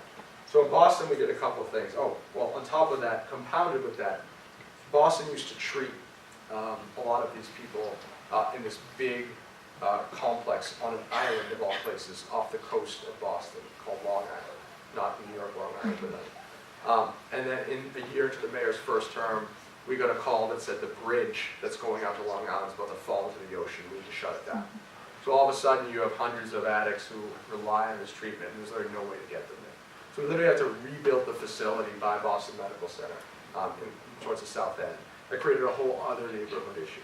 But the bottom line is we were just we tried to be as thoughtful as possible about why people are becoming addicted in the first place and treating people differently based on those backgrounds, right? Some people may be addicted because they had surgery once and they got 60 pills when they needed 5, and they just became addicted. They have a home, they have money, but they need to be treated in a different way than someone who's on the street who's also, holds a number of different illnesses and those kind of things. So we've been really thoughtful about how we segment those people and how we treat them, but most importantly, our approach has been just treating people like human beings. There's this tendency to see addicts as subhuman, as people we shouldn't pay attention to.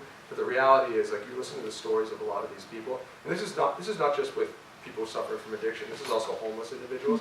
You talk to them, like, they were oftentimes in many of the situations we are in right now, and something went wrong in their lives, and they are now in this state. And so, starting from the approach that these people are humans first, were really helpful for us, and was really kind of core to who we are as we proceed forward. Yes? I have a question related to that as your role as a selectman. Sure. That overprescription is one of the major causes of the opiate epidemic. When I got my wisdom teeth out, and they prescribed me an opiate that I didn't even need to pick up from the pharmacy. Yep. Is there a possibility for you, as just at the municipal level, to regulate the prescription of opiates? Yes. In combination, yes, in combination with the state. So the governor has an opioid plan that he's released, and then cities and towns can make it even more restrictive if they want to, right? So everything from restricting how and tracking how doctors are prescribing opioids to as little as requiring there be pill disposal areas in pharmacies, right? So in your case, you get prescribed opiates, let's say they give you 30 and you really need 5. You have it hanging around. Not that you would do it, but a lot of people, because there's more, they just keep taking it, right? I remember when I got my wisdom teeth taken out, I was taking Percocet, and that was an interesting experience. But like those kind of things, like I had probably 60 pills of Percocet, I didn't need that, right? And so, actually Congressman Kennedy, you can ask him about it, was really out in front on pill disposal areas, because that's really, really important. There is a little bit of an opposite side of this coin, though, which is there are people who actually do need this medication. I have attention deficit disorder. I grew up taking Concerta and Adderall. And because there's so many restrictions on what they call class 4 drugs or something like that, it was really hard for me to get the medication I needed. right? So there's also a lot of seniors, for example, who are experiencing a lot of pain, who need the opioids, and they're not necessarily addicted, but they need it for pain treatment. And so the balance is like, how do you make sure that people who might become addicted and don't need it, don't get it, but then also that people who actually do need it don't get restricted from it. I remember knocking on the door of a guy who told me that he's like literally lying in bed all day because he can't get access to his opioids anymore because of the new restrictions. And in order to do it, he would have to drive 40 miles to the nearest pharmacy that would give it to him, and he just gave up. So he's literally sitting in his bed all day long because he can't get the medication. Yes? So, since these are all like high schoolers, not all of us know what we want to do in the future. So, and since you're in the startup world now, you went to business school. Yep. What are some experiences that you found in politics that you don't get in other careers? Yeah, good question. I think in politics, the need to stay broad in the things you're interested in is pretty critical. Because if you're a politician, if you're Joe Kennedy, you need to be an expert on healthcare policy, you need to know about education, you need to know about all kinds of things. And that's really cool. I would say just in general, from a life advice perspective, you should just think about like, what are the industries that I really want to work in? Like, what are some things that I would love? What are some areas that really interest me? And try to figure out how you can get at least some kind of experience in those different industries right now. Right? So in my head, I was like, okay, the arts really interest me. Baseball is really cool. Football is really cool. Politics is really cool. And media is really cool. Right? So I worked for the New England Patriots, as I mentioned. In between my 2 years in business school, I worked for the Commissioner of Baseball. I worked at Lincoln Center before I started the mayor's office. Then after the mayor's office, I went to work for the Huffington Post. And the good news is, like, after all those experiences, I said to myself, okay, I like this, I don't like that, I actually don't really care about this. And now, like, in the roles that I am in, I know what I like. But you're not going to know that unless you have those kind of opportunities to do it. How do you do that? I would really recommend using LinkedIn as much as you possibly can. And that's where you be persistent, because you can look up pretty much anybody in any industry you want on LinkedIn. You can then try to connect with them and try to message them. They're probably not going to answer you the first time. But I very rarely ignored, if ever, ignored an email or a LinkedIn message from somebody who just said, like, I'm a student and I want some advice on like how I should think about my career. And you never know how those will turn out. And sometimes I've gotten internships out of those things. So be really thoughtful about being persistent and reaching out to those people, and try to get some experience in different areas. Because by the time you're graduating from school, or many years out of school, you can say, okay, I know I want to work in this industry, and you don't have to feel insecure that like, oh, I wish I had thought about this one or that one, because you've gone through it and you have some perspective as to what you really like. Do you have any funny stories? Funny stories. Oh yeah, this is a good one. So Patriots won the Super Bowl a million times. And the coolest part about working for the mayor is there's the parade, the Patriots parade, that ends at City Hall. And the mayor is friends with Bob Kraft and those guys. So of course, like, you're trying to play cool and act like you're not like stunned by it, but you are. So the mayor has the mayor's office. If you learn at the mayor's office, straight ahead is his office, and he's got a back elevator that he goes up and down. And so the parade ends. I'm conveniently waiting in the mayor's office because I had critical business. And first Jonathan Kraft comes up the elevator, and everyone's like, the room's packed. Everyone's like, oh cool, this is like Jonathan Kraft. And then Robert Kraft comes in, and everyone ignores. People are like, stop paying attention to Jonathan and go to Robert.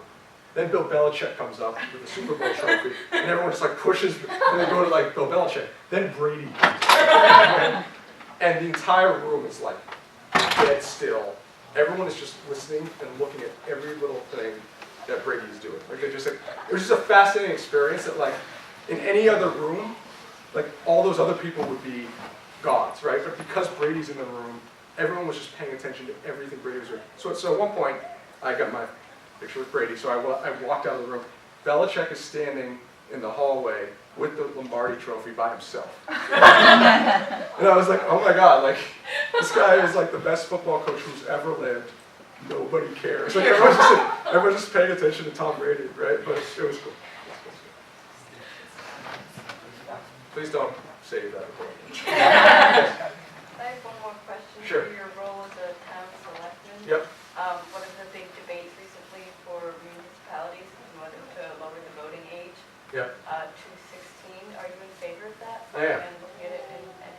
I am. I don't know if we're looking at that in Andover. We should. Something I should think about. It's interesting. I don't really understand the argument against it. I mean, like, I think it's very difficult to try to make an argument that, like, I've heard some arguments like brains aren't fully developed, like some crazy stuff.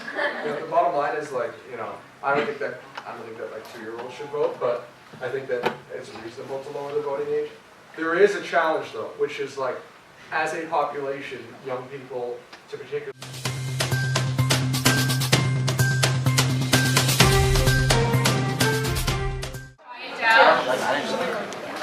Which way to go?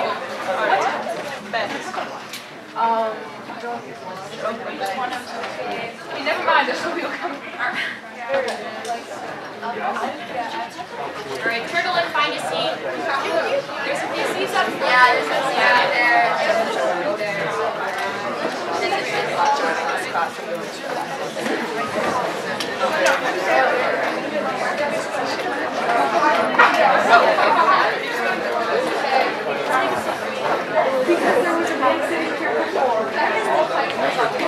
I'm going to grab a seat wherever you can, okay? Because everyone's kind of mixed up.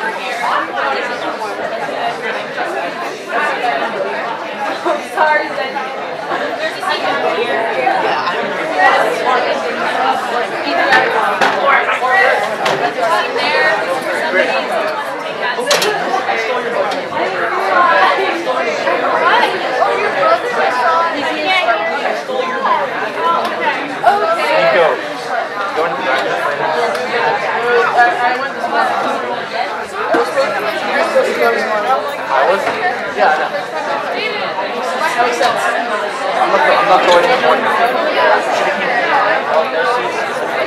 Okay guys, we're gonna turn it down. We're just gonna introduce ourselves. Hey guys, can we quiet down, please? Okay. Thank you. Good afternoon, I guess. My name is Amy. I'm a junior and I'm the co-chair of the Newton High School Democrats of America, which is part of a larger national organization. Hi, I'm Ellen. I'm a sophomore and I'm co-chair with Amy of Newton HSDA, and we organize this event in conjunction with the Young Conservatives Club at South, so this is a bipartisan event. Yep, I'm Layla, Vice President, sophomore. I'm Catherine, titleless member of HSDA. I'm Sky. Guys, listen. And today we're very glad to have Representative Kennedy come here and speak about his experience and really try to talk to you and answer your questions. I don't want to take any more time, so I'm just going to give him the floor. Yeah.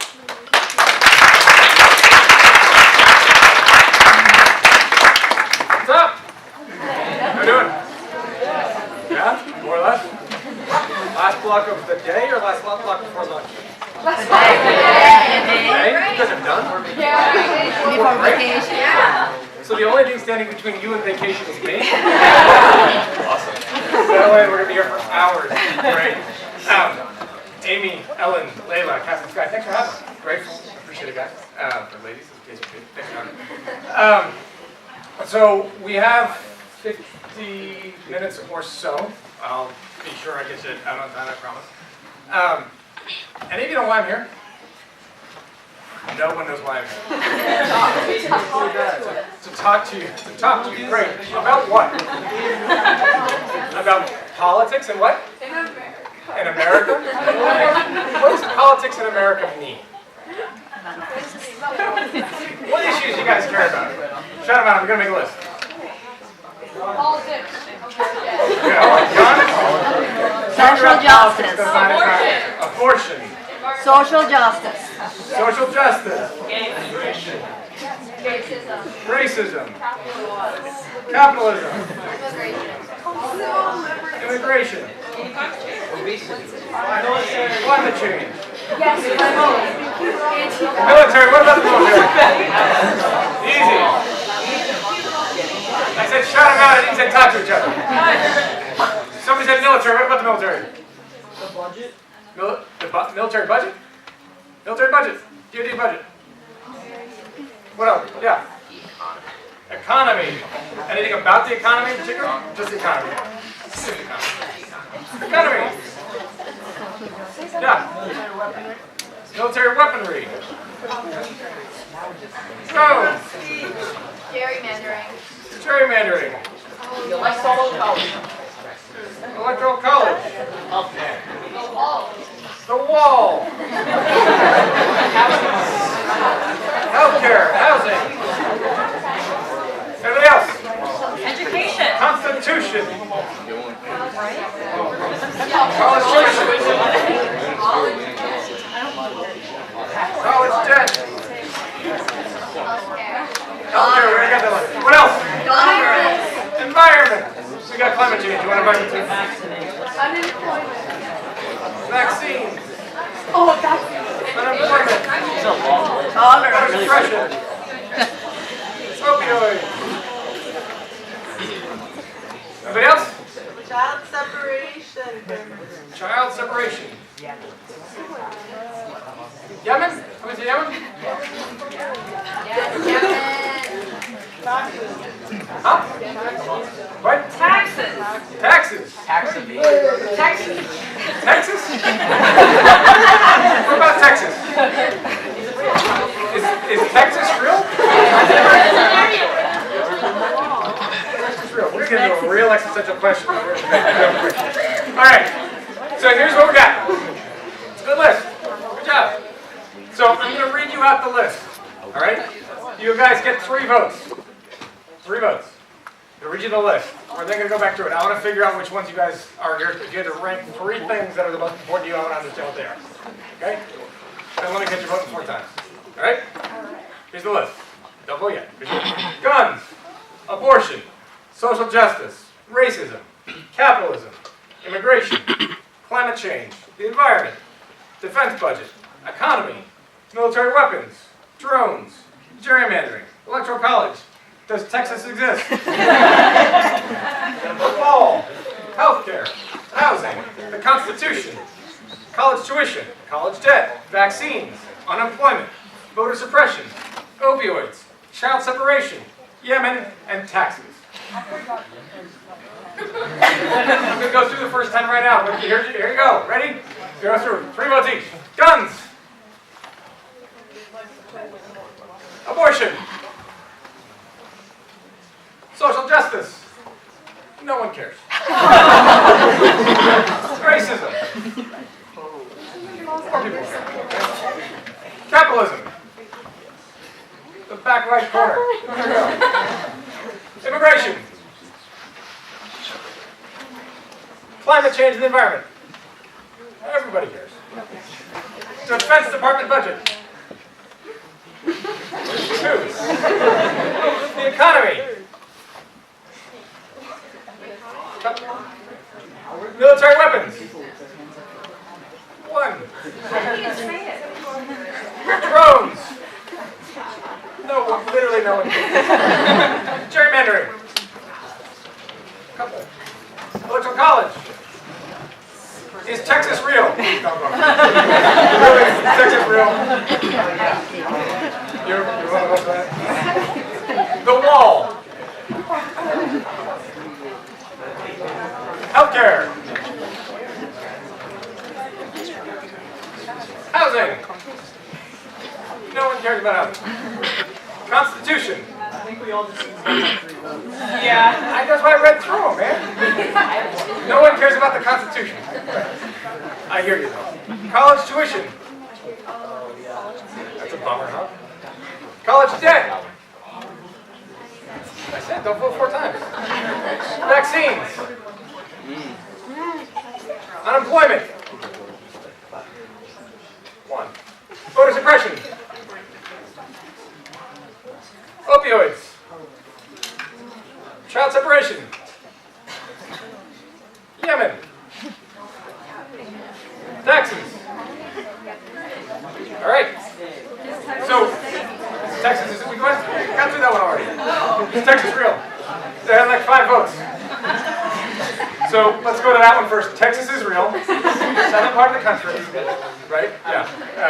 It can be a bit frustrating sometimes that it's real, but it is actually a real place. Real thing. My in-laws live there, so I've been down there quite a bit. Much better Mexican food than you can find in Boston. Much better Mexican. All right, so out of that list, more or less, guns got a fair amount. Without question, climate change and the environment was your number one thing. Almost every hand in the room went up. Racism got a pretty good response, and then a bunch of other ones from healthcare to the economy to gerrymandering, electoral college, all had some. And then I think you were right that folks kind of ran out of votes as we got to the last third of the war. So I say that, one, because it's helpful for me to understand what's actually what you guys are thinking about and what's important to all of you. Two, all of those things, all of those issues, with the exception of probably Texas, comes across my desk every single day. And so one of the hardest things for me to be able to do, and a number of other issues as well, is trying to find ways to prioritize my time, given the breadth of the issues that come across, let alone the divergent views that some of you might have, let alone the rest of our district and the rest of our country, might have on issues like taxes, healthcare, immigration, the military budget, weapons in that budget, policies around drone strikes, around Yemen, aspects of our foreign policy, all of them. I have to be at least somewhat prepared for on any given moment at any given day, because as some of you might know, how many of you have ever visited Washington, D.C.? Awesome. The House chamber where we go vote is surrounded by reporters. And so anytime you go in to vote, there's a chance somebody puts a microphone in front of your face and asks you about any one of these issues, if not others. And so you got to have some idea of what to say and what to do about it. But on any different issue, on any given moment, on any given time.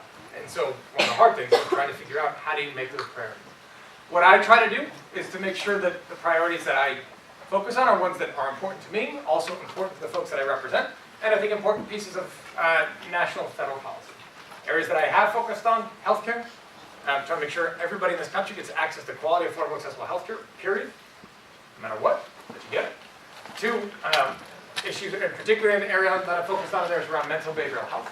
About 20% of Americans will struggle with mental and behavioral illness at some point in their life. So whether that's depression, anxiety, eating disorder, bipolar, schizophrenia, addiction, alcoholism, addiction to opioids, somebody mentioned opioid epidemic, all of that falls under an umbrella of mental and behavioral health. Gun violence, immigration, the wall, child-family separation. Some of you, I'm not sure how many of you were checking your phones in your last class, hopefully not many, but there was a policy that broke in the news last night that indicated over the course of the past several months, the Trump administration had looked at taking all of the folks that are coming across the southern border and relocating them solely to sanctuary cities as a form of retribution for those communities that do not agree with his immigration policy. That was widely debunked this morning by saying there's no way that would happen, that was a terrible idea. The alert that just came in from the New York Times is that he's actively considering it and strongly considering it, that might be the new policy. So, we'll see what happens. How many of you know what I do? No one knows what I do. Yeah, go back. I'm a senator. Close. Congressman. President. No, definitely not president. We share orange hair, mine's real. So, I'm a member of the House of Representatives. You guys know how many we have in Massachusetts?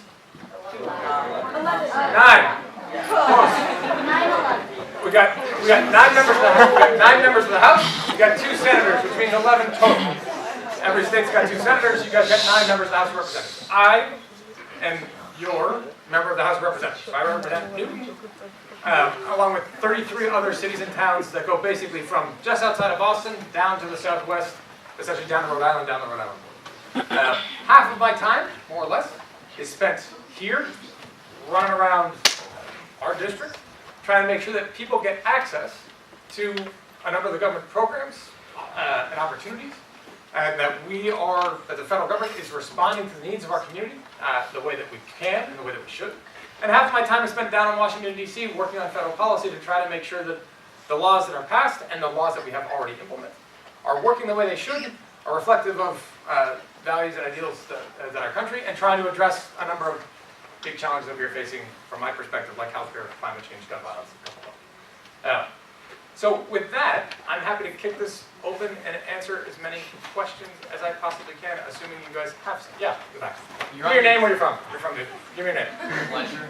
Fletcher? You're on the energy committee, right? Yes, it's energy and commerce. So it's, Energy and commerce. yes.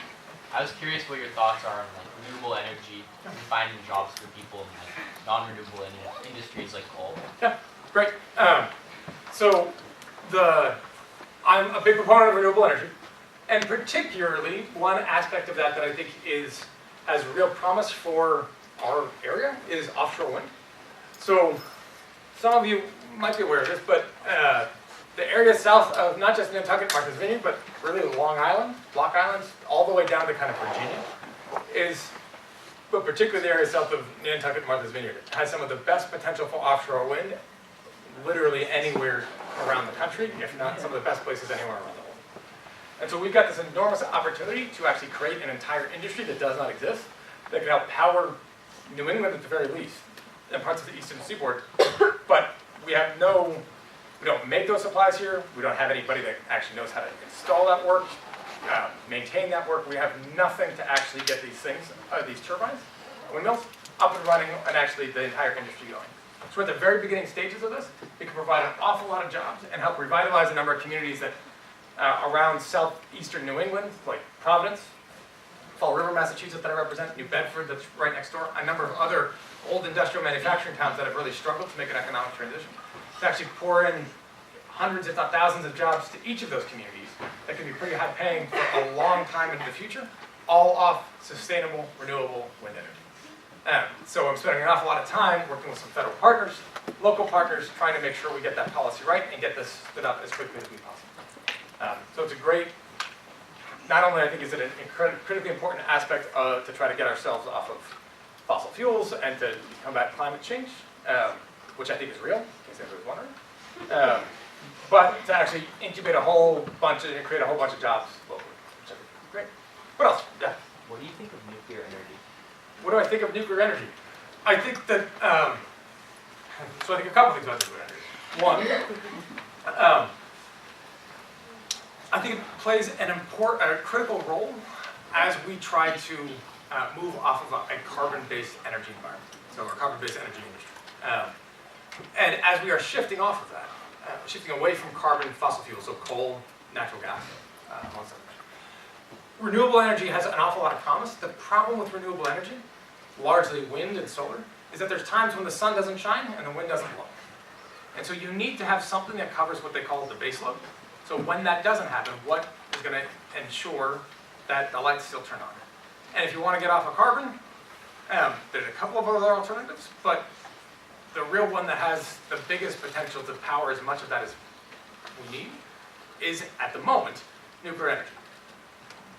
In the future, I think there's going to be other opportunities there, looking at energy storage, so particularly batteries, as we make federal government and private sector makes investments in innovation around battery storage and other forms of energy storage to bring the other costs down. But in the meantime, nuclear energy, I think, provides an awful lot of potential there and is an important piece to it. There's two big challenges with nuclear energy. One, trying to site a new nuclear plant is next to impossible because folks don't like to live next to a nuclear plant. Two, nuclear energy works great aside from the fact that you get nuclear waste. And no one's exactly excited to live near nuclear waste.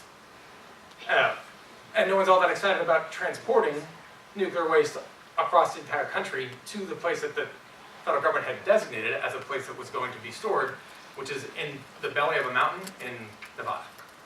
But you got to get it from here to there, which is also a problem. So there's no silver bullet to this, but there's challenges to say, hey, in the long term, a 100% renewable energy future will be achievable, particularly if you can store some of that energy. But at the moment, you don't have industrial scale storage that is economically viable.